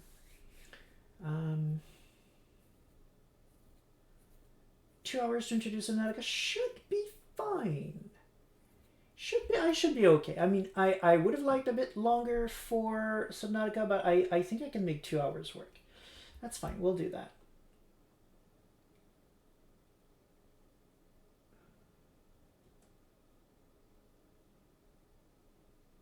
Oh. Okay. I do actually have a controller now. I'm not used to it yet. I just bought it this week. Thinking that it might be good if I wanted to try platformers, because I tried recently a couple of platformers on the PC and it wasn't very fluid, so I decided to try getting a controller first, but I haven't really played anything with it yet, so I don't think I'd be comfortable playing something as difficult as Crosscode. But mainly the issue with Crosscode is it's a long game. It's not a short game. There's a lot of content there. Frack ton of side quests. So yeah, it's not ideal for the stream, but we'll see. We'll see. There's a lot I'd like to play first, like Night Road. Outer Wilds seems like a really cool game too to try. I ask because if you didn't, I would have to take back. Oh, Outer Wilds needs to be played with a controller? I didn't know. Okay, good to know. Good to know. I barely have any clue what Outer Wilds is, so good to know. Then I'm glad I bought it then. Okay, great. So I think that's it for now. Because I'll be looping again on my goodbyes if I don't set my foot to the ground and start actually stopping. So we'll do that. So thank you for coming to the sept tonight. I hope you enjoyed the cozy fire and the good discussion. I didn't talk as much as I usually do, mostly because my brain was super focused on trying to figure out the logic of this game and solve puzzles, so I hope you didn't mind that. There's about an hour or so left next week. After that, we'll be playing Subnautica, and then I will not shut my mouth because there's so much to say about Subnautica, a lot to explain about its mechanics and the genius of it. So come back next week for that. Hopefully I'll see all of you there. Well, yeah, I am solving puzzles. That's what this game is about. So thank you for coming, and have a great evening, everyone. See you all next week, next Monday at 7. Good night.